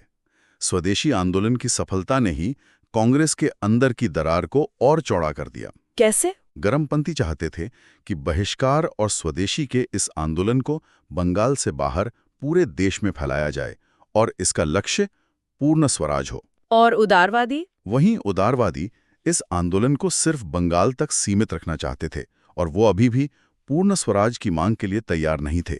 उन्हें डर था कि आंदोलन हाथ से निकल जाएगा और अंग्रेज सख्ती से इसे कुचल देंगे। तो ये सिर्फ तरीकों का नहीं बल्कि लक्ष्य और विचारधारा का टकराव था। बिल्कुल, ये एक पीढ़ी का टकराव भी था। एक तरफ वो नेता थे जो सिस्टम के अंदर रहकर धीरे धीरे सुधार चाहते थे और दूसरी तरफ वो जो सिस्टम को ही सीधी चुनौती देना चाहते थे। और सूरत अधिवेशन में क्या हुआ? 1907 में सूरत अधिवेशन में ये टकराव इतना बढ़ गया कि मंच पर कुर्सियां फेंकी गईं, जूते चप्पल चले और आखिरकार कांग्रेस 2 हिस्सों में टूट गई। बाप रे! अंग्रेजों के लिए इससे बड़ी जीत और क्या हो सकती थी। उन्होंने तुरंत गरमपंथी नेताओं को या तो जेल में डाल दिया या देश निकाला दे दिया। आंदोलन कुछ सालों के लिए लगभग नेतृत्वहीन हो गया। तो इस फूट के बाद क्या हुआ? क्या आंदोलन थम गया? थम तो नहीं गया, लेकिन काफी धीमा पड़ गया। लेकिन फिर लगभग एक दशक बाद 1916 में लखनऊ में एक बहुत अहम घटना हुई। इसे लखनऊ समझौता कहते हैं। अच्छा। तब तक माहौल बदल चुका था। तिलक जैसे नेता जेल से वापस आ चुके थे और पहले विश्व युद्ध ने दुनिया का समीकरण बदल दिया था। और इस समझौते में कांग्रेस के दोनों धड़े, गरमपंथी और उदारवादी, फिर से एक हो गए। हाँ, लेकिन सिर्फ यही नहीं हुआ है ना, कांग्रेस और मुस्लिम लीग के बीच भी एक समझौता हुआ। हाँ, और यही इस समझौते का सबसे महत्वपूर्ण और सबसे विवादास्पद पहलू है। दोनों ने मिलकर सरकार के सामने स्वशासन यानी सेल्फ गवर्नमेंट की मांगे रखी। ये तो हिंदू मुस्लिम एकता का एक बड़ा प्रदर्शन था। शानदार प्रदर्शन था, लेकिन इस एकता की एक कीमत चुकाई गई। कांग्रेस ने मुस्लिम लीग की पृथक निर्वाचक मंडल यानी सेपरेट इलेक्टोरेट की मांग को मान लिया। ये पृथक निर्वाचक मंडल क्या था और ये इतना बड़ा फैसला क्यों था? इसका मतलब था कि कुछ चुनाव क्षेत्रों में सिर्फ मुस्लिम मतदाता ही मुस्लिम उम्मीदवार को वोट दे सकते थे। ये सिर्फ एक चुनावी नियम नहीं था। नहीं, इसने भारतीय समाज में राजनीतिक पहचान को सीधे सीधे धर्म से जोड़ दिया। इसने एक ऐसी नींव रखी जिसने भविष्य में 2 राष्ट्र सिद्धांत, 2 नेशन थियरी के विचार को अनजाने में ही सही पर बल दिया। उस वक्त ये एकता के लिए एक जरूरी राजनीतिक कदम लगा होगा। बिल्कुल, एक व्यावहारिक कदम लगा, लेकिन ये ऐसी कीमत थी जिसे देश ने आने वाले दशकों में चुकाया। तो अगर हम इस पूरे शुरुआती दौर को 1885 से 1916 तक के सफर को देखें तो इसका क्या सार निकलता है? इसने देश को क्या दिया? इसने वो जमीन तैयार की जिस पर गांधी जी ने आजादी की शानदार इमारत खड़ी की। पहला, इसने लोगों में राजनीतिक चेतना पैदा की। सही। दूसरा, इसने एक राष्ट्रीय एकता की नींव रखी जहां लोग प्रांत, जाति और धर्म से ऊपर उठकर खुद को भारतीय समझने लगे। और तीसरा, इसने स्वराज की मांग को देश के कोने कोने तक पहुंचा दिया। इस दौर के उतार चढ़ाव ने ही भारतीय जनता को यह सिखाया कि वे एकजुट होकर अपनी आवाज उठा सकते हैं और दुनिया के सबसे बड़े साम्राज्य को चुनौती दे सकते हैं। तो संक्षेप में देखें तो 1885 में कांग्रेस का जन्म हुआ एक याचिका देने वाले संगठन के तौर पर। 1905 में बंगाल के विभाजन ने इसे एक जन आंदोलन में बदल दिया। बिल्कुल। 1907 में सूरत की फूटने से कमजोर किया, लेकिन 1916 के लखनऊ समझौते ने इसे फिर से एकजुट कर दिया, भले ही एक विवादित शर्त के साथ। बिल्कुल। ये पूरी कहानी हमें सिर्फ तथ्यों से आगे बढ़कर उस दौर की जटिलताओं और दुविधाओं को समझने पर मजबूर करती है। हाँ, हर फैसले के पीछे कुछ उम्मीदें थीं और कुछ अनचाहे परिणाम भी। और इसी के साथ हम एक विचार अपने श्रोताओं के लिए छोड़ जाते हैं। 1916 के लखनऊ समझौते में जो एकता दिखाई दी, जिसके लिए पृथक निर्वाचक मंडल जैसी बड़ी मांग को स्वीकार किया गया, क्या वो उस समय की राजनीतिक मजबूरी और एक व्यावहारिक कदम था, या उसने अनजाने में ही भविष्य में विभाजन के वो बीज बो दिए थे जिन्हें निकाल पाना नामुमकिन हो गया? इस पर जरूर सोचिए। आज हम भारतीय इतिहास के एक ऐसे दौर की गहरी पड़ताल करेंगे जिसने देश की किस्मत हमेशा के लिए बदल दी। जय हिंद। हम बात कर रहे हैं 1915 से 1947 के दौर की, जिसे अक्सर गांधीयन युग कहा जाता है। और आज हम वाकई आधुनिक इतिहास का एक तरह से पोस्टमार्टम करेंगे। बिल्कुल। ये सिर्फ तारीखों और घटनाओं की लिस्ट नहीं होगी, बल्कि हम ये समझने की कोशिश करेंगे कि इन आंदोलनों के पीछे की सोच क्या थी, रणनीति क्या थी और कैसे इन्होंने एक पूरे देश को खड़ा कर दिया। हाँ, और आज हमारा मकसद इन्हीं डॉट्स को कनेक्ट करना है। ये समझना है कि कैसे दक्षिण अफ्रीका से लौटे एक व्यक्ति ने आज़ादी की लड़ाई को कुछ पढ़े लिखे लोगों की बहस से निकालकर एक जन आंदोलन में बदल दिया। तो चलिए शुरू करते हैं। तो चलिए इसकी परतें खुलते हैं। शुरुआत करते हैं 1915 से। गांधी जी भारत वापस आते हैं। उस वक्त कांग्रेस पहले से ही थी और भी बड़े नेता थे। तो गांधी जी में ऐसा क्या अलग था जिसने उन्हें आते ही मतलब नेशनल स्टेज पर एक अलग पहचान दी? उनके पास 3 बड़े हथियार थे, सत्य, अहिंसा और सत्याग्रह। लेकिन यहाँ दिलचस्प बात यह नहीं है कि ये सिद्धांत नए थे, बल्कि ये है कि उन्होंने राजनीति में नैतिकता को सबसे ऊपर रखा। उस समय की राजनीति में ये एक, आप कह सकती हैं, क्रांतिकारी विचार था। उन्होंने कहा कि हमारे तरीके भी उतने ही पवित्र होने चाहिए जितना हमारा मकसद। अच्छा। ये एक नैतिक और जन नेतृत्व का संगम था जो भारतीय राजनीति के लिए बिल्कुल नया था। सत्य और अहिंसा तो सदियों पुराने सिद्धांत हैं, लेकिन सत्याग्रह का उनका विचार अनोखा था।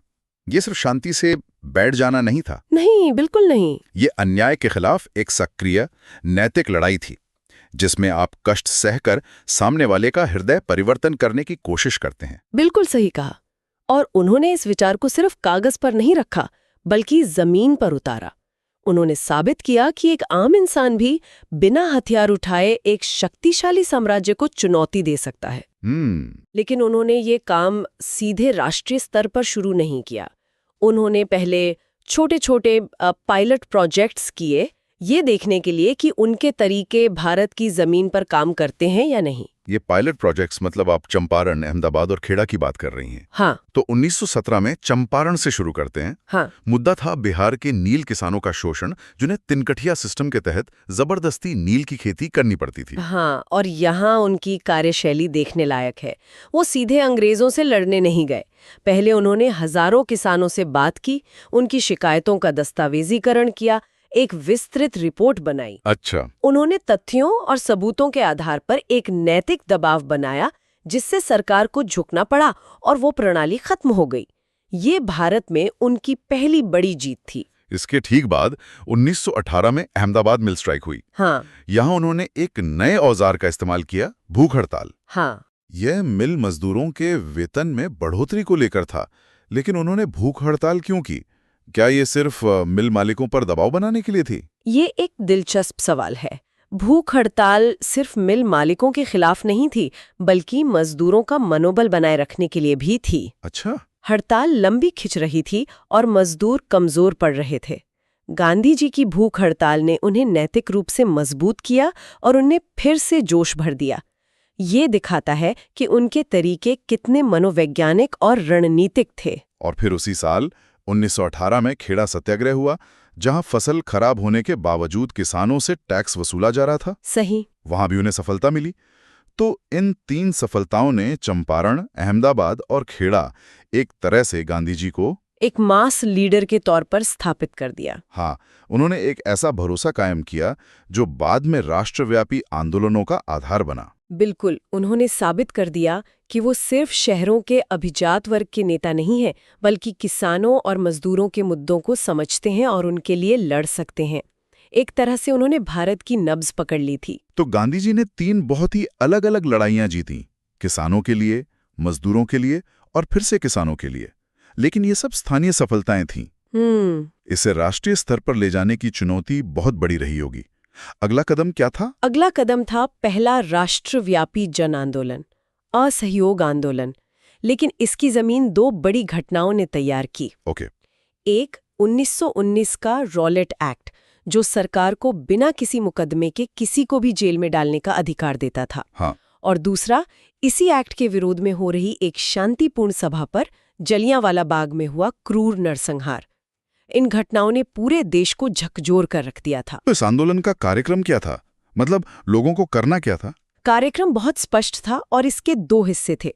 एक था बहिष्कार। बहिष्कार। विदेशी सामान, कपड़े, सरकारी स्कूल, कॉलेज, अदालतें, हर उस चीज का बहिष्कार करना था जो ब्रिटिश राज को चलाती थी। ये ब्रिटिश व्यवस्था को हर स्तर पे खारिज करना था। और दूसरा हिस्सा क्या था? सिर्फ बहिष्कार से तो देश नहीं चलता, है ना? बिल्कुल। दूसरा हिस्सा था रचनात्मक कार्यक्रम। विदेशी कपड़ों के बहिष्कार के साथ साथ खादी के इस्तेमाल को बढ़ावा देना था, जो आत्मनिर्भरता और स्वाभिमान का प्रतीक बना। अच्छा। सरकारी स्कूलों के जवाब में राष्ट्रीय शिक्षा संस्थानों की स्थापना करनी थी। ये सिर्फ ना कहना नहीं था, बल्कि एक वैकल्पिक भारतीय व्यवस्था बनाने की कोशिश भी थी। लेकिन 1922 में ये आंदोलन अचानक बंद हो गया। ये तो बहुत सफल हो रहा था, पूरा देश एक साथ था। फिर सिर्फ चौरी चौरा में हुई एक हिंसक घटना की वजह से गांधी जी ने सब कुछ रोक दिया। उस समय के कई नेताओं को भी ये फैसला समझ नहीं आया होगा। क्या ये एक बहुत बड़ी रणनीतिक गलती नहीं थी? यह एक बहुत बड़ा सवाल है और इस पे आज भी बहस होती है। कई लोगों का मानना था कि आंदोलन जब अपने चरम पर था तब उसे वापस लेना एक गलती थी। सही। लेकिन गांधी जी के नजरिए से देखें तो उनके लिए आंदोलन का अहिंसक रहना सबसे जरूरी था। अच्छा। उन्हें लगा कि अगर आंदोलन हिंसक हो गया तो अंग्रेजों को दमन करने का बहाना मिल जाएगा और हम अपनी नैतिक शक्ति खो देंगे। मतलब उनके लिए सिद्धांत ज्यादा जरूरी थे। हाँ, उनके लिए ये एक सिद्धांत का सवाल था। वो एक ऐसा भारत नहीं बनाना चाहते थे जिसकी नींव हिंसा पर रखी हो। ठीक है, तो असहयोग आंदोलन खत्म हो गया, लेकिन इसके बाद 1922 से लेकर 1930 के दांडी मार्च तक लगभग 8 साल का एक लंबा गैप है। हाँ। इन 8 सालों में क्या हुआ? क्या देश में सब कुछ शांत था? बिल्कुल नहीं। ये एक तरह से मंथन और तैयारी का दौर था। जब एक बड़ा आंदोलन रुकता है तो नई ऊर्जा और नए विचार सामने आते हैं। कांग्रेस के भीतर ही 2 गुट बन गए थे। अच्छा। एक थे स्वराजिस्ट, जैसे मोतीलाल नेहरू और सीआर दास, जिनका मानना था कि हमें चुनाव लड़कर काउंसिलों में घुसना चाहिए और सिस्टम को अंदर से बदलना चाहिए। और दूसरा गुट? दूसरे थे नो चेंजर्स, जो गांधी जी के रचनात्मक कार्यक्रम पर ही ध्यान केंद्रित करना चाहते थे। खादी, छुआछूत मिटाना और हिंदू मुस्लिम एकता पर काम करना। और इसी दौर में एक और धारा मजबूत हो रही थी, क्रांतिकारियों की। भगत सिंह, चंद्रशेखर आजाद जैसे युवा सामने आए जिन्हें लगता था कि सिर्फ अहिंसा से आजादी नहीं मिलेगी। तो मतलब जमीन के नीचे लावा खौल रहा था। हाँ, जो 1930 में दांडी मार्च के रूप में फूट पड़ा। तो अब आते हैं 1930 के सविनय अवज्ञा आंदोलन और उसके सबसे मशहूर हिस्से दांडी मार्च पर। ये तो हम सबने सुना है। लेकिन मेरा सवाल यह है कि इतने सारे कानून थे तोड़ने के लिए, तो गांधी जी ने नमक को ही क्यों चुना? ये तो बहुत ही साधारण सी चीज लगती है। और यहीं पर गांधी जी की राजनीतिक समझ और ब्रांडिंग की महारत दिखती है। आज के जमाने में जिसे वायरल कंटेंट कहते हैं, ये वही था। नमक सिर्फ एक चीज नहीं थी, वो अन्याय का एक रोजमर्रा का प्रतीक था जिसे हर कोई महसूस कर सकता था। सही। अमीर हो या गरीब, हिंदू हो या मुसलमान, हर किसी को नमक की जरूरत थी। और अंग्रेजों ने उस पर टैक्स लगाकर उसके उत्पादन पर अपना एकाधिकार कर रखा था। तो उन्होंने एक जटिल राजनीतिक लड़ाई को एक सरल, शक्तिशाली सिंबल में बदल दिया है, जिसे कोई भी समझ सकता था और उसका हिस्सा बन सकता था। तो ये एक मास्टर स्ट्रोक था, एक साधारण सी चीज को राजनीतिक हथियार बना देना।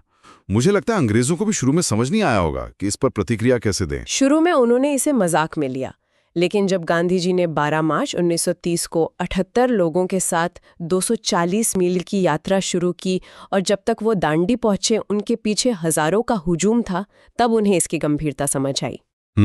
ये सिर्फ एक मार्च नहीं था, ये एक तरह की तीर्थ यात्रा बन गया था। दुनिया भर के अखबार इसे कवर कर रहे थे। इसके बाद पूरे देश में नमक कानून तोड़े गए, जिसने ब्रिटिश सरकार को हिलाकर रख दिया। इस आंदोलन का नतीजा क्या हुआ? इसके बाद बातचीत का दौर शुरू हुआ और 1931 में गांधी-इरविन पैक्ट हुआ। अच्छा। सरकार राजनीतिक कैदियों को रिहा करने और भारतीयों को नमक बनाने का अधिकार देने पर राजी हुई और बदले में गांधी जी ने आंदोलन स्थगित कर दिया और लंदन में होने वाले दूसरे गोलमेज सम्मेलन में हिस्सा लेने के लिए तैयार हो गए। लेकिन वो गोलमेज सम्मेलन तो असफल रहा था ना? हाँ, सम्मेलन से कुछ ठोस हासिल नहीं हुआ क्योंकि अल्पसंख्यकों के लिए अलग निर्वाचन क्षेत्र जैसे मुद्दों पर सहमति नहीं बन पाई। तो फिर इसका फायदा क्या हुआ? लेकिन इसने एक बात साफ कर दी, अब ब्रिटिश सरकार कांग्रेस को नजरअंदाज नहीं कर सकती थी। गांधी जी अब सिर्फ एक विद्रोही नहीं, बल्कि एक बराबरी के जेचुशनकार, मतलब एक नेगोशिएटर थे जिन्हें लंदन बुलाया जा रहा था। ये एक बड़ी मनोवैज्ञानिक जीत थी। बिल्कुल। और फिर आता है 1942 का भारत छोड़ो आंदोलन। हमारे सोर्सेज इसे स्वतंत्रता संग्राम का अंतिम प्रहार कहते हैं। इसकी वजह क्या थी? माहौल में ऐसा क्या बदल गया था कि अब करो या मरो की नौबत आ गई? इसकी तात्कालिक वजह थी क्रिप्स मिशन की विफलता। दूसरा विश्व युद्ध चल रहा था और ब्रिटेन को भारत के सहयोग की जरूरत थी। उन्होंने सर स्टैफर्ड क्रिप्स को भारत भेजा, जिन्होंने युद्ध के बाद भारत को डोमिनियन स्टेटस देने का प्रस्ताव रखा, लेकिन पूर्ण स्वतंत्रता का कोई वादा नहीं किया। और गांधी जी ने इसे एक डूबते हुए बैंक का पोस्ट डेटेड चेक कहा था। हाँ, बिल्कुल। इस विफलता के बाद ये स्पष्ट हो गया कि अब बातचीत से काम नहीं चलेगा और अंग्रेजों को भारत छोड़ने के लिए मजबूर करना ही होगा। और इसी आंदोलन में करो या मरो का नारा दिया गया था। ये आंदोलन पिछले आंदोलनों से कैसे अलग था? ये कई मायनों में अलग था। ये एक स्वतःस्फूर्त जनविद्रोह था। अच्छा। आंदोलन शुरू होने की घोषणा के अगले ही दिन गांधी जी समेत कांग्रेस के सभी बड़े नेताओं को गिरफ्तार कर लिया गया। अंग्रेजों को लगा कि नेता जेल में होंगे तो आंदोलन खत्म हो जाएगा। लेकिन हुआ इसका उल्टा। हाँ, बिल्कुल। ये एक नेतृत्वहीन आंदोलन बन गया और जनता ने खुद ही कमान संभाल ली। मतलब आंदोलन रुका नहीं, बल्कि और तेज हो गया। हाँ, देश के कई हिस्सों में हड़तालें हुई, प्रदर्शन हुए और लोगों ने ब्रिटिश शासन के प्रतीकों पर हमला किया। कुछ जगहों पर, जैसे बंगाल के मिदनापुर और महाराष्ट्र के सतारा में, समानांतर सरकारें भी बनी। समानांतर सरकारें? हाँ, जिन्होंने कुछ समय के लिए ब्रिटिश राज को उखाड़ फेंका था।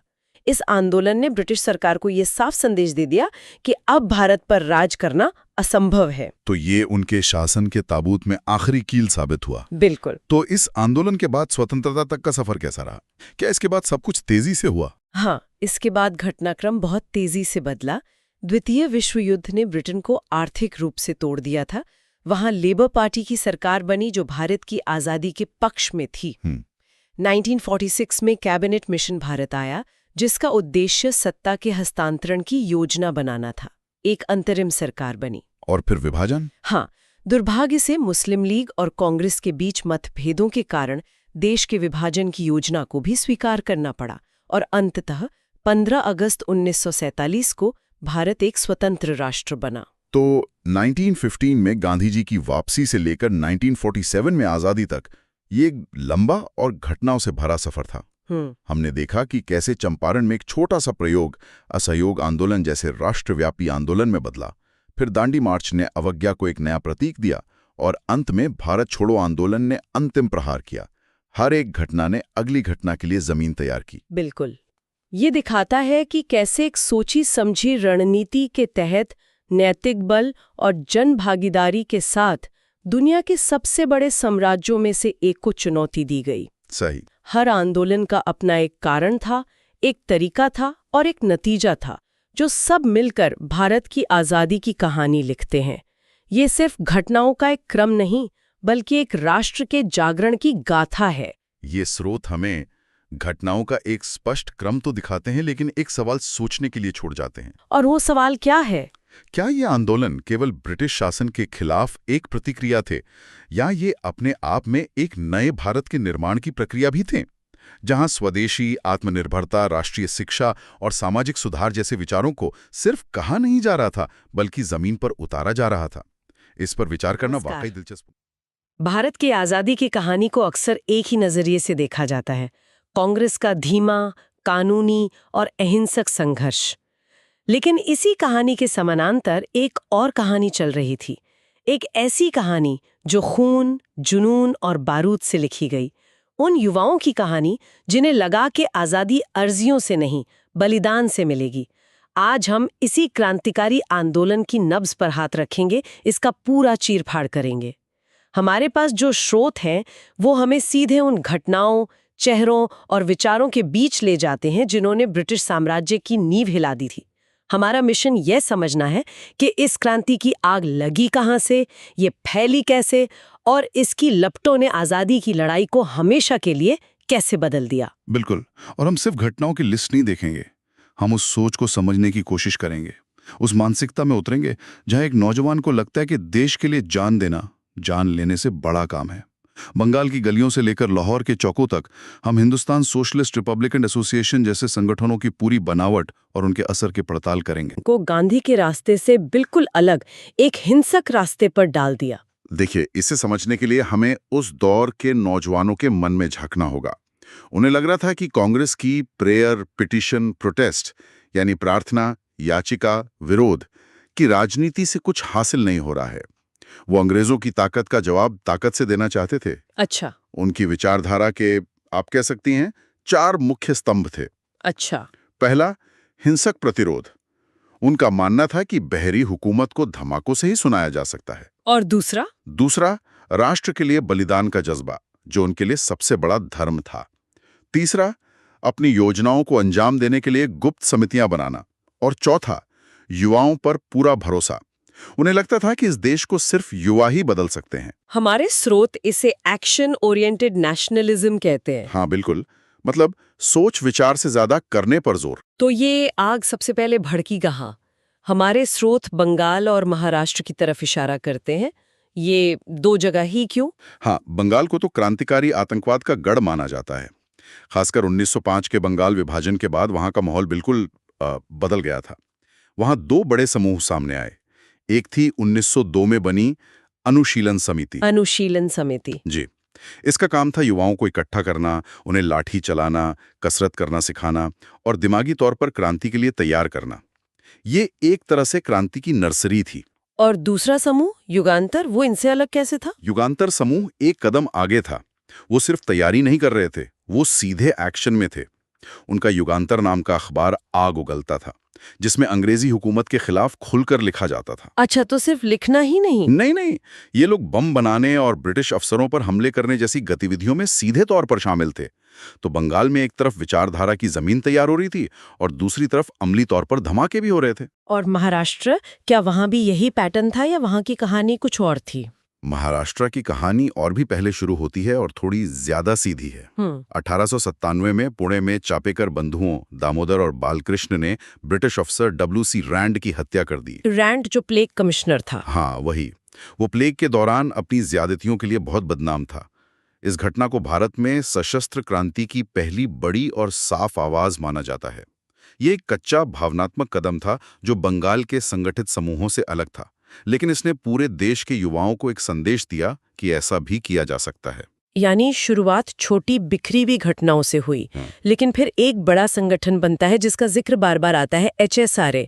इसने इस पूरे आंदोलन को कैसे एक शक्ल दी? जी, हिंदुस्तान सोशलिस्ट रिपब्लिकन एसोसिएशन यानी HSRA इस आंदोलन का सबसे अहम मोड़ था।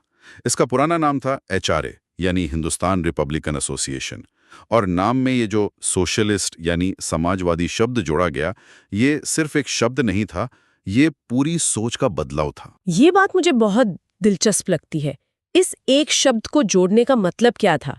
ये सिर्फ अंग्रेजों से आजादी नहीं चाहते थे। बिल्कुल, ये एक बहुत बड़ा वैचारिक कदम था। इसका मतलब था कि अब वो दो दुश्मनों से लड़ रहे थे। दो दुश्मन? एक बाहरी दुश्मन ब्रिटिश साम्राज्यवाद और दूसरा अंदर का दुश्मन भारतीय पूंजीवाद और जमींदारी।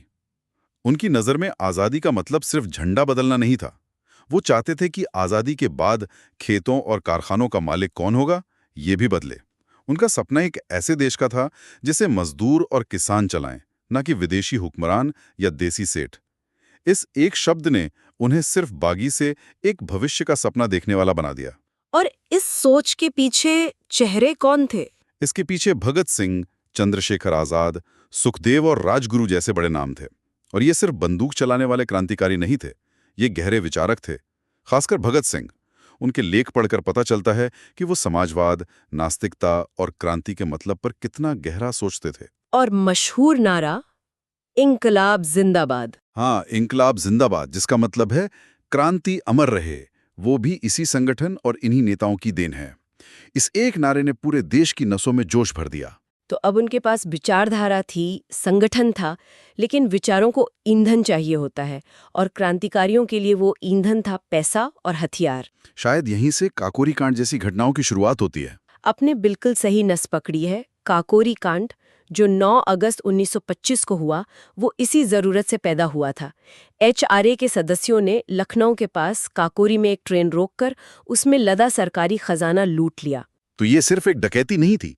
नहीं, ये एक ऐलान था। अपने ही देश का पैसा जो अंग्रेज लूट कर ले जा रहे थे, उसे छीनकर देश की आज़ादी के लिए इस्तेमाल करने का ऐलान। राम प्रसाद बिस्मिल इसके मुख्य योजनाकार थे।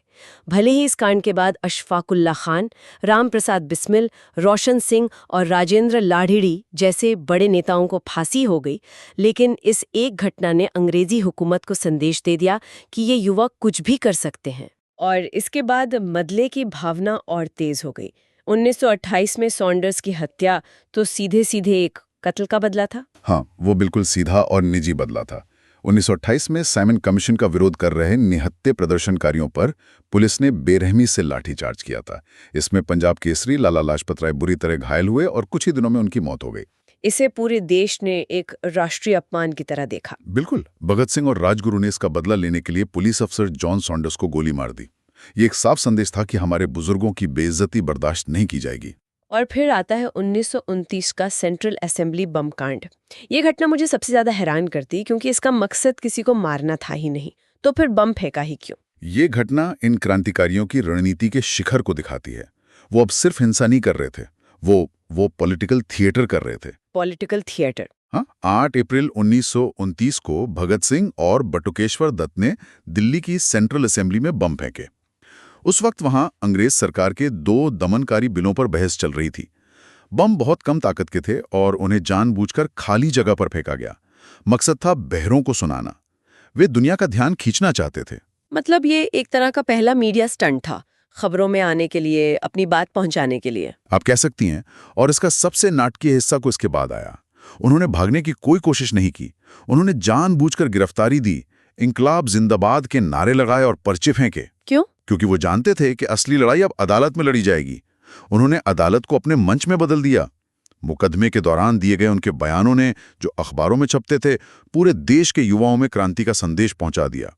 उन्होंने दुश्मन के ही हथियार से दुश्मन को मात दे दी। इन सभी घटनाओं में एक नाम बार बार गूंजता है जो कभी पकड़ में नहीं आया, चंद्रशेखर आजाद। वो एक किंवदंती की तरह थे। आजाद तो सशस्त्र क्रांति के जीते जागते प्रतीक में। जब काकोरी के बाद पूरा संगठन बिखर गया था, तब आजाद ने ही उसे दोबारा खड़ा किया और HSRA की नींव रखी। उनकी पहचान उनकी प्रतिज्ञा थी, मैं आजाद था, आजाद हूं और आजाद ही रहूंगा। इसका मतलब था कि वो कभी जिंदा पुलिस के हाथ नहीं आएंगे। और उन्होंने अपनी ये प्रतिज्ञा निभाई। 27 फरवरी 1931 को इलाहाबाद के एल्फ्रेड पार्क में जब पुलिस ने उन्हें घेर लिया तो उन्होंने अकेले ही मुकाबला किया, और जब उनकी पिस्तौल में आखिरी गोली बची तो उन्होंने वो खुद को मार ली। जरा उस दृश्य की कल्पना कीजिए। एक अकेला आदमी एक पार्क में पुलिस की फौज से लड़ रहा है, सिर्फ अपनी आजादी की कसम निभाने के लिए। ये छवि आज भी रोंगटे खड़े कर देती है। इसी दौर में 1930 में पूरम में एक और बहुत बड़ी घटना हुई, चटगांव शस्त्रागार छापा। ये किसी एक अफसर पर हमला या खजाना लूटने से बहुत बड़ा और संगठित ऑपरेशन लगता है। निश्चित रूप से चटगांव का विद्रोह एक अलग ही स्तर का था। इसे मास्टरदा के नाम से मशहूर सूर्य सेन ने अंजाम दिया था। ये एक पूरी तरह से योजनाबद्ध सैन्य हमला था। हाँ, उनका मकसद था चटगांव के सरकारी शस्त्रागारों पर कब्जा करना, टेलीफोन टेलीग्राफ लाइनें काट देना और शहर को पूरे देश से अलग कर एक अस्थायी आजाद सरकार का ऐलान कर देना। और वो इसमें कामयाब हुए? कुछ हद तक। उन्होंने शस्त्रागार पर कब्जा कर लिया, वहां तिरंगा फहराया और एक प्रोविजनल रेवोल्यूशनरी गवर्नमेंट का ऐलान भी कर दिया। लेकिन बदकिस्मती से वो हथियारों का पता तो लगा पाए, पर गोला बारूद का नहीं। इसके बावजूद इस घटना ने ब्रिटिश साम्राज्य को हिला कर रख दिया। इसने साबित किया कि क्रांतिकारी सिर्फ छोटे-मोटे हमले ही नहीं, बल्कि एक पूरे शहर पर कब्जा करने जैसी बड़ी कार्रवाई की भी हिम्मत और योजना रखते हैं। तो फिर सवाल उठता है कि इतना जोश, इतनी हिम्मत, इतना बलिदान, इसके बावजूद ये आंदोलन आखिरकार धीमा क्यों पड़ गया? ये आग ठंडी कैसे पड़ गई? इसके कई बड़े कारण थे। सबसे पहला और सबसे जाहिर कारण था अंग्रेजों का भयानक दमन। उन्होंने क्रांतिकारियों को कुचलने के लिए अपनी पूरी ताकत झोंक दी। बड़े पैमाने पर गिरफ्तारियां, मुकदमे और फांसियों ने धीरे धीरे पूरे नेतृत्व को ही खत्म कर दिया। लेकिन क्या ये एक टिकाऊ रास्ता था?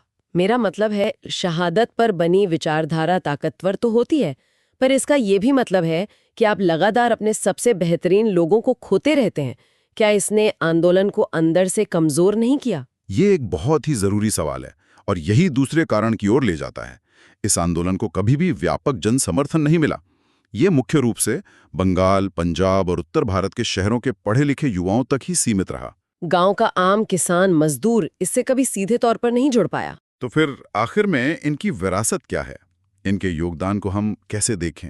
क्या ये सिर्फ एक नाकाम कोशिश थी? अगर हम इसे सिर्फ जीत हार के तराजू पर तौलेंगे तो बात पूरी नहीं होगी। उनकी विरासत बहुत गहरी है। उन्होंने हार जीत के लिए लड़ाई नहीं की, उन्होंने चेतना जगाने के लिए लड़ाई की। उन्होंने युवाओं में देशभक्ति की वो आग भरी जो शायद किसी और तरीके से नहीं भर सकती थी। उन्होंने पूर्ण स्वराज यानी पूरी आजादी की मांग को बहस के केंद्र में ला दिया। उनसे पहले तक कांग्रेस में कई लोग डोमिनियन स्टेटस यानी अंग्रेजों के मातहत स्वशासन पर ही राजी थे। भगत सिंह की शहादत के बाद भारत के युवाओं के लिए ये बहस ही खत्म हो गई। ये एक दिलचस्प बात है कि ये दोनों रास्ते, गांधी का और क्रांतिकारियों का, एक दूसरे को काटते हुए भी शायद एक दूसरे की मदद कर रहे थे। बिल्कुल।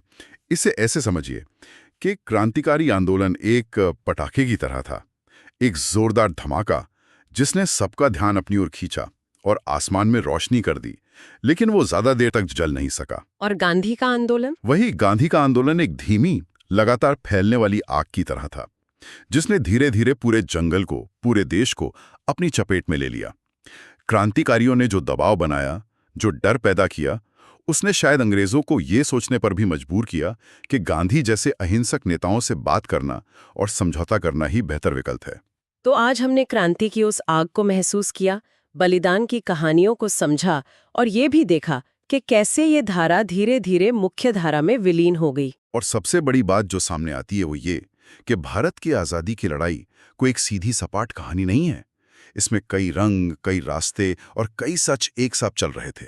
अहिंसा का महान प्रयोग था तो सशस्त्र क्रांति का जज्बा भी, कानून की लड़ाई थी तो जान देने और लेने की प्रतिज्ञा भी। और अंत में श्रोताओं के लिए एक सवाल छोड़ जाते हैं। हमारे स्रोत क्रांतिकारियों और गांधीवादी आंदोलन के बीच एक साफ फर्क दिखाते हैं, पर सवाल ये उठता है, क्या इनमें से कोई एक आंदोलन दूसरे के बिना उतना ही सफल हो सकता था? क्या क्रांतिकारियों के दबाव ने ही अंग्रेजों को अहिंसक आंदोलनकारियों से बात करने की मेज पर आने के लिए मजबूर किया, या ये दो बिल्कुल अलग अलग दुनियाएं थीं जिनका एक दूसरे पर कोई खास असर नहीं था? आज हम बात करेंगे 1940 से 1947 के उन 7 सालों की। ये वो 7 साल हैं जब भारत की, आप कह सकते हैं, किस्मत लिखी जा रही थी। ये दौर इतना तेज था कि लगता है जैसे इतिहास फास्ट फॉरवर्ड पे चल रहा हो। हमारे पास कुछ स्टडी नोट्स हैं जो इस उलझे हुए दौर को समझने में हमारी मदद करेंगे। तो आज हम इन्हीं नोट्स के जरिए परत दर परत ये जानने की कोशिश करेंगे कि कैसे सिर्फ 7 साल के अंदर भारत आज़ाद भी हुआ और उसका बंटवारा भी हो गया। और ये समझना बहुत जरूरी है कि ये घटनाएं अलग अलग नहीं है, ये एक डोमिनो इफेक्ट की तरह है। मतलब एक घटना गिरती है और अपने साथ अगली कई घटनाओं को गिरा देती है। और इस पूरी कहानी के बैकग्राउंड में दूसरा विश्व युद्ध चल रहा है, जिसने माहौल को पहले से ही बहुत ज्यादा तनावपूर्ण बना रखा था। हर फैसला उस युद्ध के साए में लिया जा रहा था। ठीक है, तो चलिए शुरू से शुरू करते हैं। हाँ। हमारे नोट्स बताते हैं कि 1940 के दशक की शुरुआत में अंग्रेजों की हालत भारत में काफी पतली हो गई थी। दूसरा विश्व युद्ध तो चल ही रहा था, लेकिन इसका सीधा असर भारत में उनकी पकड़ पर कैसे पड़ा? देखिए, इसके पीछे 3 बड़ी वजहें थी। पहली, खुद युद्ध का दबाव। ब्रिटेन अपनी पूरी ताकत, अपना पूरा पैसा हिटलर के खिलाफ झोंक चुका था। दूसरा, इसी वजह से पैदा हुआ जबरदस्त आर्थिक संकट, मतलब अंग्रेजी साम्राज्य की कमर टूट चुकी थी। और तीसरा, और शायद सबसे जरूरी, भारत का राष्ट्रवादी आंदोलन। बिल्कुल, वो अब इतना मजबूत हो चुका था कि उसे नजरअंदाज करना नामुमकिन था।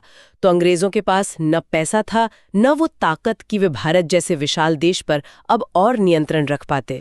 अच्छा, और इसी कमजोर होती पकड़ का फायदा उठाते हुए 1940 में ऑल इंडिया मुस्लिम लीग ने अपना लाहौर प्रस्ताव पास कर दिया। इसमें पहली बार खुलकर साफ-साफ मुसलमानों के लिए एक अलग देश की मांग की गई। ये सिर्फ एक प्रस्ताव नहीं था, ये तो भारतीय राजनीति में एक भूचाल जैसा था। बिल्कुल। और यहाँ दिलचस्प बात है इसका समय। ये मांग तब की गई जब अंग्रेज सबसे ज्यादा कमजोर थे। इस प्रस्ताव ने बंटवारे की सोच को, जो अब तक शायद हवा में थी, उसे एक औपचारिक राजनीतिक लक्ष्य बना दिया। वो कागज पर आ गई। इसके बाद अंग्रेजों, कांग्रेस और लीग के बीच होने वाली हर बातचीत के केंद्र में यही सवाल खड़ा हो गया, एक भारत या दो? तो एक तरफ अलग देश की मांग उठ चुकी थी और दूसरी तरफ अंग्रेज कमजोर पड़ रहे थे। जाहिर है कुछ तो करना था। तो 1942 में क्रिप्स मिशन भारत आया। नोट्स में लिखा है कि इसने युद्ध के बाद भारत को डोमिनियन स्टेटस देने का वादा किया, लेकिन ये मिशन तो बुरी तरह फेल हो गया। कांग्रेस और मुस्लिम लीग दोनों ने इसे ठुकरा दिया। हाँ, क्योंकि ये एक ऐसा समझौता था जो किसी को भी खुश नहीं कर पाया। मुस्लिम लीग को इसमें पाकिस्तान बनाने का कोई साफ वादा नहीं देखा, तो उन्होंने इसे खारिज कर दिया। और कांग्रेस के लिए? एक मिनट, यहाँ डोमिनियन स्टेटस का मतलब थोड़ा साफ करते हैं। इसका मतलब था कि भारत आजाद तो होगा, लेकिन देश का मुखिया ब्रिटेन का राजा या रानी ही रहेगा, जैसा आप हाँ, आज भी कनाडा या ऑस्ट्रेलिया में है। तो 1942 तक आते आते ये तो भारतीय राष्ट्रवादियों के लिए एक अपमान जैसा था। उन्हें तो पूर्ण स्वराज, पूरी आजादी चाहिए थी। आपने बिल्कुल सही पकड़ा। कांग्रेस का कहना था कि ये वादा बहुत कम है और बहुत देर से आया है। उनके लिए ये ऐसा था जैसे कोई दौड़ जीतने के बाद उसे इनाम में चांदी का मेडल दे, जबकि वो सोने का हकदार हो। वे अब पूर्ण स्वतंत्रता से कम पर राजी नहीं थे। तो मतलब बातचीत का रास्ता बंद हो गया। और महात्मा गांधी का जवाब था, अब बात नहीं, सिर्फ आंदोलन। क्रिप्स मिशन की नाकामी के फौरन बाद 1942 में भारत छोड़ो आंदोलन शुरू हो गया। करो या मरो का नारा दिया गया। ये तो बहुत बड़ा कदम था। क्या उन्हें लगा था कि अंग्रेज इस दबाव में टूट जाएंगे? ये एक सीधा और बहुत ताकतवर जवाब था। इस आंदोलन ने अंग्रेजों को दो बातें साफ कर दी। पहली कि भारतीय जनता अब किसी भी कीमत पर गुलामी बर्दाश्त नहीं करेगी, और दूसरी कि अब सिर्फ ताकत के दम पर भारत पर राज करना नामुमकिन है। जब देश के हजारों लाखों लोग सड़कों पर हों तो आप कितनों को जेल में डालेंगे? इसने ब्रिटिश राज की नींव हिला दी। इस बड़े आंदोलन के 3 साल बाद 1945 में जब विश्व युद्ध खत्म हो चुका था, एक और कोशिश हुई, वेवल योजना और शिमला सम्मेलन। इसका मकसद एक अंतरिम सरकार बनाना था, लेकिन ये भी नाकाम रही। हर बार एक ही कहानी। और हर नाकामी के साथ सिर्फ निराशा नहीं बढ़ रही थी, बल्कि दोनों पक्षों के बीच की जो खाई थी वो और गहरी होती जा रही थी। और ये खाई सिर्फ राजनीतिक नहीं थी। जमीनी स्तर पर हर नाकाम बातचीत के बाद आम लोगों का ये यकीन और पक्का हो जाता था कि दूसरा पक्ष कभी नहीं मानेगा। इसने शक को, आप कह सकते हैं, दुश्मनी में बदलना शुरू कर दिया था। भारत छोड़ो आंदोलन और शिमला सम्मेलन की नाकामी ने ये तो साफ कर दिया था कि अब छोटे मोटे वादों से काम नहीं चलेगा। तो क्या अंग्रेजों ने भारत को एकजुट रखने के लिए कोई आखिरी सबसे बड़ी कोशिश की? हाँ, उन्होंने की। 1946 में कैबिनेट मिशन भारत आया। इसे हम अंग्रेजों की तरफ से भारत को एक रखने की आखिरी और सबसे गंभीर कोशिश कह सकते हैं। योजना बहुत जटिल थी, लेकिन उसका सार ये था कि भारत एक रहेगा, लेकिन उसका ढांचा संघात्मक होगा। संघात्मक ढांचा, ये सुनने में काफी जटिल लगता है। इसे आसान भाषा में कैसे समझ सकते हैं? कैबिनेट मिशन की योजना को आप एक 3 मंजिला इमारत की तरह सोच सकते हैं। सबसे ऊपर एक कमजोर केंद्र सरकार, जिसके पास सिर्फ रक्षा, विदेश और संचार जैसे मामले हों। बीच की मंजिल पर प्रांतों के समूह, कुछ हिंदू बहुल, कुछ मुस्लिम बहुल, जिन्हें अपने नियम बनाने की काफी आज़ादी हो। और सबसे नीचे पूरी तरह से आज़ाद प्रांत।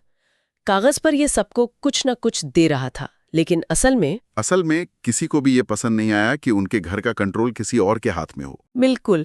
और यहाँ एक बहुत जरूरी सवाल उठता है, क्या हम सारा दोष सिर्फ राजनीतिक मतभेदों पर डाल सकते हैं, या ये अंग्रेजों की दशकों पुरानी बांटो और राज करो की नीति का ही नतीजा था, जिसने इस अविश्वास को इतना गहरा कर दिया था कि अब कोई समझौता मुमकिन ही नहीं था? ये एक बहुत जरूरी सवाल है। यकीनन उस अविश्वास की जड़ें बहुत गहरी थीं, और कैबिनेट मिशन की विफलता ने एक तरह से बंटवारे को लगभग तय कर दिया। इसके बाद भारत के एक रहने की उम्मीद लगभग खत्म हो गई थी। ये वो पॉइंट था जिसके बाद शायद वापसी का कोई रास्ता नहीं बचा था। और इसके बाद तो घटनाएं जैसे किसी ढलान पर लुढ़कने लगी। 1946 में जवाहरलाल नेहरू के नेतृत्व में एक अंतरिम सरकार बनी। मुस्लिम लीग पहले तो इसमें शामिल नहीं हुई, फिर हुई, लेकिन सरकार चल नहीं पाई। वो सरकार एक पुल बनने के बजाय एक अखाड़ा बन गई। सरकार के भीतर ही कांग्रेस और मुस्लिम लीग के मंत्री एक दूसरे के खिलाफ काम कर रहे थे। इसने जमीनी स्तर पर यह संदेश दिया कि अगर ये नेता मिलकर एक सरकार नहीं चला सकते तो दो अलग अलग समुदाय एक देश में कैसे रहेंगे। इसने बंटवारे की आग में घी का काम किया। और फिर 1947 में इस कहानी के आखिरी किरदार की एंट्री होती है, लॉर्ड माउंटबेटन, भारत के आखिरी वाइसरॉय। उनके आने के साथ ही खेल का अंत नजदीक आ गया। माउंटबेटन योजना में कोई लाग लपेट नहीं थी, सीधा सीधा बंटवारे का फॉर्मूला था। माउंटबेटन एक सैनिक थे। उन्हें भारत पहुंचते ही समझ आ गया कि हालात वो गृहयुद्ध की कगार पर हैं। उन्हें लगा कि अब एकता की बात करना खतरनाक है, और किसी बड़े खून खराबे से बचने का एक ही रास्ता है, बंटवारा, और वो भी जल्द से जल्द। इसीलिए उन्होंने सत्ता सौंपने की तारीख को जून 1948 से घटाकर अगस्त 1947 कर दिया। उनका मकसद और ज्यादा हिंसा और अनिश्चितता को टालना था। एक दिलचस्प बात यह भी है कि माउंटबेटन भारत के आखिरी वाइसराय तो थे ही, आजाद भारत के पहले गवर्नर जनरल भी बने, और फिर आखिरकार भारतीय स्वतंत्रता अधिनियम 1947 ब्रिटिश संसद में पास हुआ। वो कानूनी दस्तावेज जिसने 200 साल के ब्रिटिश राज को हमेशा के लिए खत्म कर दिया। जी, और इसी अधिनियम के साथ 15 अगस्त 1947 को भारत और पाकिस्तान दोनों नए देश दुनिया के नक्शे पर उभरे। इस कानून ने दोनों देशों की संविधान सभाओं को पूरी तरह से संप्रभु बना दिया, यानी अब वे अपने देश का भविष्य लिखने के लिए पूरी तरह आजाद थीं। ये एक साम्राज्य के अंत और 2 राष्ट्रों के जन्म का ऐलान था। तो इन सब राजनीतिक फैसलों का, इन योजनाओं और अधिनियमों का जमीनी स्तर पर क्या असर हुआ? अंजाम बहुत भयानक था। नोट्स में साफ लिखा है, सांप्रदायिक दंगे, बड़े पैमाने पर पलायन और जान माल का इतना नुकसान जिसकी आज हम शायद कल्पना भी नहीं कर सकते। ये मानव इतिहास के सबसे बड़े और सबसे हिंसक विस्थापनों में से एक था। लाखों लोग रातों रात अपने ही घरों में, अपनी ही जमीन पर अजनबी हो गए। उन्हें सब कुछ छोड़कर एक ऐसी सरहद के पार जाना पड़ा जिसे कुछ दिन पहले ही नक्शे पर खींचा गया था। हमारे स्रोत इसे मानवीय संकट कहते हैं, लेकिन सच कहूं तो ये शब्द उस दर्द और पीड़ा को बयां करने के लिए बहुत छोटा है। तो ये थी 7 सालों की कहानी, 1940 के लाहौर प्रस्ताव से लेकर 1947 की आज़ादी और बंटवारे तक। इन नोट से ये बिल्कुल साफ पता चलता है कि ये कोई एक दिन का फैसला नहीं था। ये एक के बाद एक नाकाम कोशिशों की एक लंबी श्रृंखला थी, जहां हर नाकामी ने बंटवारे की खाई को और चौड़ा कर दिया। हाँ, ये स्रोत हमें उन राजनीतिक फैसलों और उनके नतीजों का एक साफ सिलसिला दिखाते। हर घटना एक डोमिनो की तरह अगली को गिराती चली गई, लेकिन यह हमें एक ज़रूरी सवाल पर सोचने के लिए मजबूर करता है। क्या 1940 के बाद कोई ऐसा मोड़ था जहां से एक अलग नतीजा, एक संयुक्त स्वतंत्र भारत सच में मुमकिन था, या एक बार बंटवारे का रास्ता शुरू हो जाने के बाद उसे पलटना नामुमकिन हो चुका था?